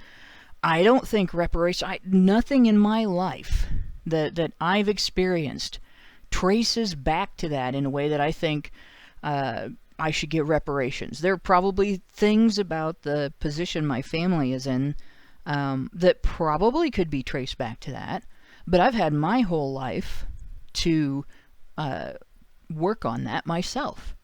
And anything that I've had in my life where I can say, well, this was a hardship I faced, the vast majority of those, that's going through the school of self-inflicted hard knocks. And I think that's true of most people. I don't think being black makes anyone exempt from that. No, it certainly does not. And I outright reject the idea that anything that happened to me that was out of my control, I now need to go back and say you wronged me and I need money. Yeah. I have never had a problem trying to make my own way in this world. And I understand that that's not the same for everyone. And, I absolutely sympathize and empathize with people who just can't figure out how to make their way in this world. But if you are going to look at me in my face and tell me that the reason that you are failing in life is because someone perceives you in a bad way, I'm sorry. I can't. Yes, in maybe certain situations, that is absolutely a valid reason. But we live in a society that tells me that women cannot. Absolutely, we live in a patriarchal world, and men are absolutely oppressing us. And here I am working in a male-dominated field, and I am not by any circumstance held back by any men around me. In fact, I am propped up by those men because they recognize my achievements. They recognize my value. So this victim mentality, it's foreign to me because Right. I prop myself up on my ability. Right? If you don't know what it is that you're good at, then I suggest that you really take some time and look within yourself and really figure out what it is that you are good at, what your values are, what your capabilities are, and work on that. Don't wait for other people to validate who you are. Well, You and the have other to- thing is, don't look at a situation where you can trace back in your history, your family history, and say somebody wronged one of your ancestors, and then decide that any random person who has a characteristic in common with the wrongdoer is responsible for it, even if they are not in any way, shape, or form related to the wrongdoer, because that's what's going on with the reparations thing. Yeah. Should I, because I have Irish ancestors, one of whom is documented as a kidnapped child, actually 14 years old. They probably didn't consider him a child at the time, but as a 14-year-old, he was assaulted, knocked out, kidnapped, woke up on a boat, informed he had been impressed into the British military and was being brought over to the colonies to suppress the rebellion, right? To help suppress the rebellion. This 14-year-old, taken away from his family, didn't get home again until he was elderly. It took him his whole lifetime to get back home, after which he had started a family here, had children and grandchildren who stayed here, and so no matter what he did, he was going to be, separated from family. And that was a wrong. I'm not going to sugarcoat it. It was a horrible thing to do to a person. They changed his whole life. and it was horrible. But do I go back to all of the UK and say you're all responsible for this? Because I don't think so. Should I be mad at Doc because he's English? I don't think so. Should I be mad at the side of my family that has British ancestry? I don't think so. I have a side of my family that has Jewish ancestry and a side that has German ancestry. How do I handle that? Exactly. So this is an insane discussion. And Yeah. like I said, the hoax is that that it's helpful and that it makes up for something.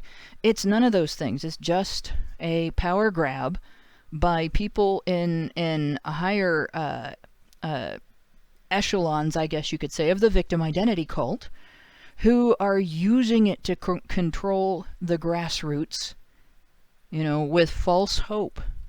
It's incredibly cruel.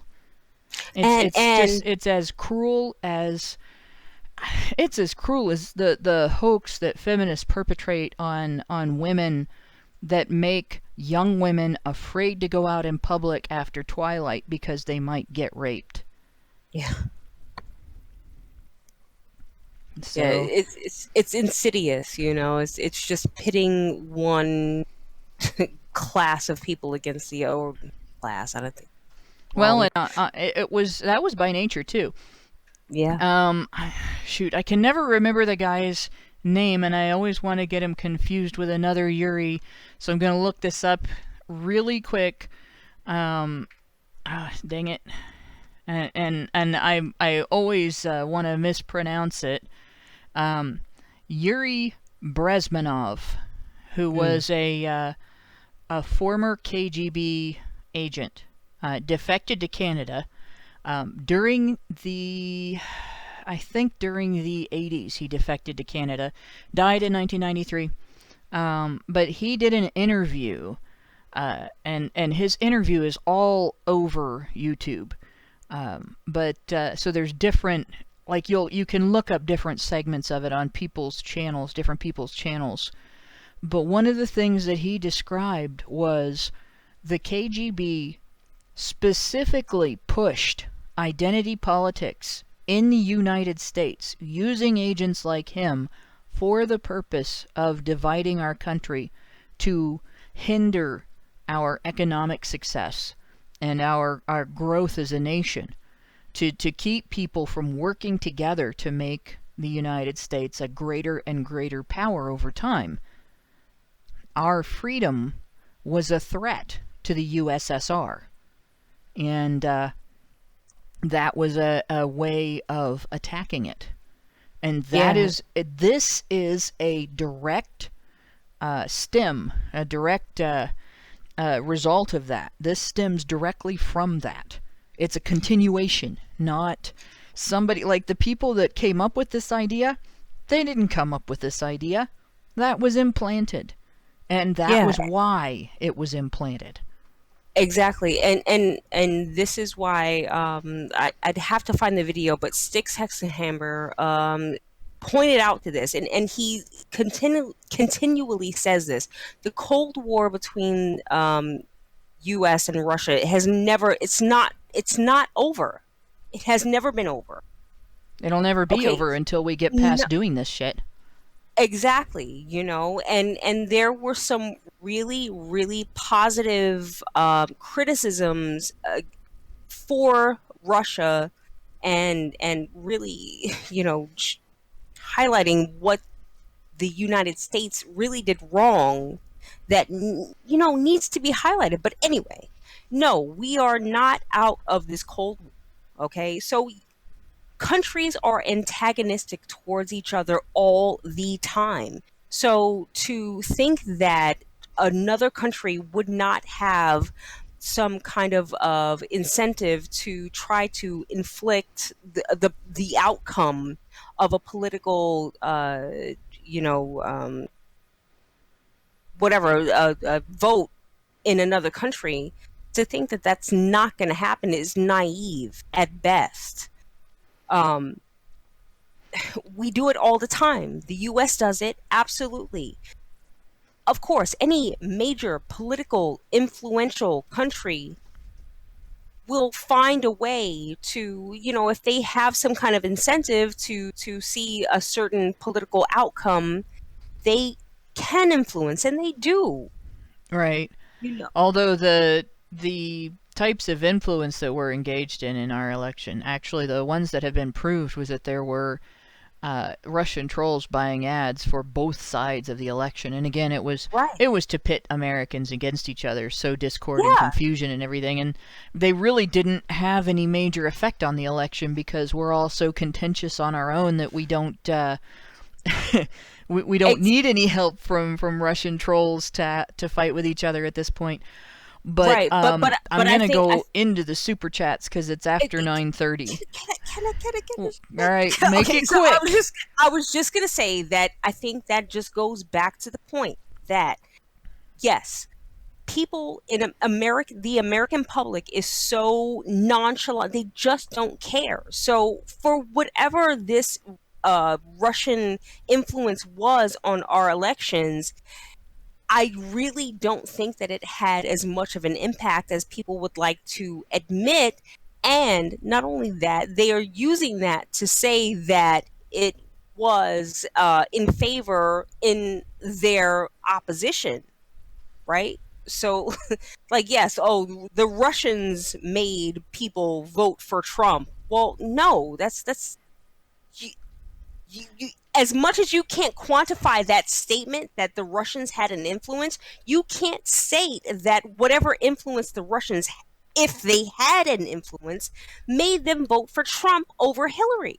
In fact, I will bet you that if research were done on people's reasons for voting for Trump, and in particular people who voted for Trump for reasons other than because they supported Trump's policies, you would find that more people voted for Trump in response to Hillary's policies than and Hillary's reputation throughout her time in government and associated with government, than voted for Trump because of any influence from Russia, even before any influence from WikiLeaks.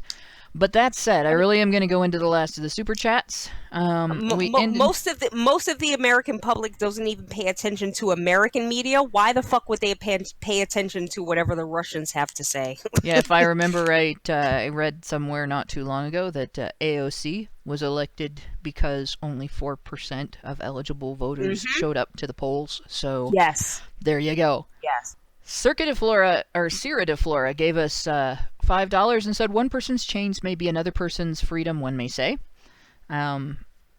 Sometimes when you make chains into freedom, you're creating an illusion. To be honest, it's never freedom to tie yourself down. No, it's never freedom to take away your self-determination. Because you're either living by, if you're not living by your own rules, then you're living by someone else's, and that is not freedom. Right. I mean, but there's obviously things like the rule of law are good and all that when they're done functionally. But the idea that you're following the law and being part of your community is something other than your decision, because you know that it's the smartest or right thing to do, that's still not freedom. But going on, Ben gave us $3 and said, "Hi, ladies. I miss anything good?" Well, I hope not. Then he gave us $2 more and said, "So, how far do reparations get to go back?" And that's a good question, too, because if you go far enough back, then black people are going to have to start paying reparations to each other, and white people are going to have to start paying reparations to each other, too. Well, yeah, but the thing, if you go far back enough, I mean, most of those generations are already dead. So who are you paying reparations to? Are they are they stacking up? Yeah. Right. Reparations for everybody. Right. Everybody gets a nickel. Just like that what was that movie where Jim Carrey played God? And he decided everybody would win the lottery, and I think they all got like 77 cents or 17 cents or something like that. So everybody was mad. I remember the movie, but now that you said I can't remember the title. That's horrible. Tuffle Hundens gave us $9.99, and said, the problem with immigration is the majority are on welfare, 70% first generation, 60% second generation, AF2F, in the fact they vote overwhelmingly big government, and it's no surprise Dems want them. And that's changing too. There are Spanish-speaking conservatives who are making quite a bit of headway in the immigrant population. So I can see, even if they were to succeed for a generation with immigrants, 10 or 20 years down the line, they're going to need to replace them with another set of low information voters, like Hillary was talking about in her one email. So this is one of those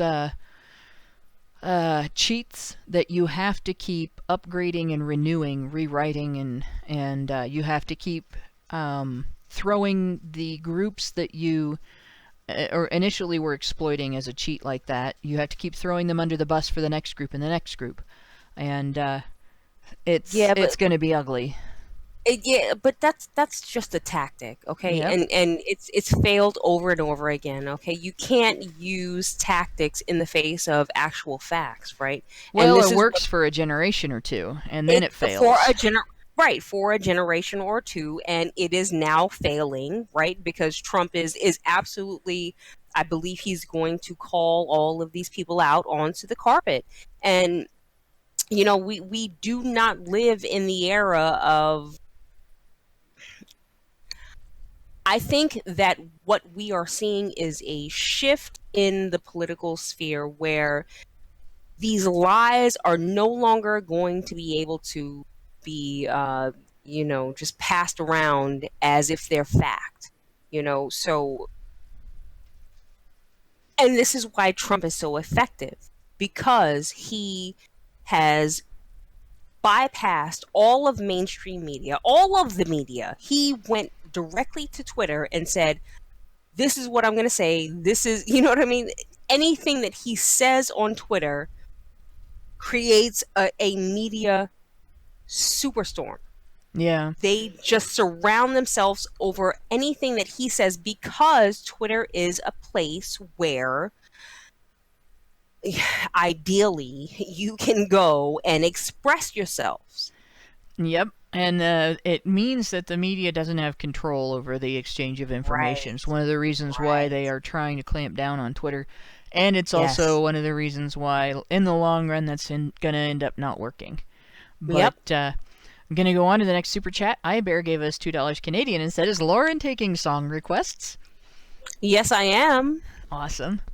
And then we have Ben gave us $2 and said, Italians paying for Caesar. And... yeah, that's a pretty good way to describe it. Yeah. So that's all of our super chats, and I think we've gone over a variety of types of hoaxes and how they affect the population, how they affect individuals. I think we've also talked about a variety of costs of hoaxes, and even the best, most effective hoaxes have been ones that have some truth that they can draw on in order to perpetuate a lie. Like Jussie Smollett, it was initially believed because there are people who are racist. There are assholes who are combative over their politics. What made him not believable was that there's no history of Trump supporters behaving the way he described. There's only a history of people behaving that way toward Trump supporters. The details of the night itself made it not believable, and so on. So you have to have enough truth to draw on to actually keep the holes out of your story. The rape culture narrative draws on statistics. They're formed by biases, but they're able to present those as a truth, even though they're not telling the whole truth. They're only telling the half-truth. These are the statistics. They're not telling the truth that these statistics were arrived at by falsely interpreting people's descriptions of their experiences. You can perpetuate myths about hospitals and hysteria regarding hospitals and hoaxes about hospital danger by combining truths about the number of deaths in hospitals with truths about the way contagions can be spread in hospitals. If you just don't tell the part of the story where a lot of those deaths are not caused by that, and many of them are simply people whose health conditions are so bad they cannot be kept alive, that the hospital staff just doesn't have the tools or medical knowledge or whatever doesn't exist yet to keep them alive.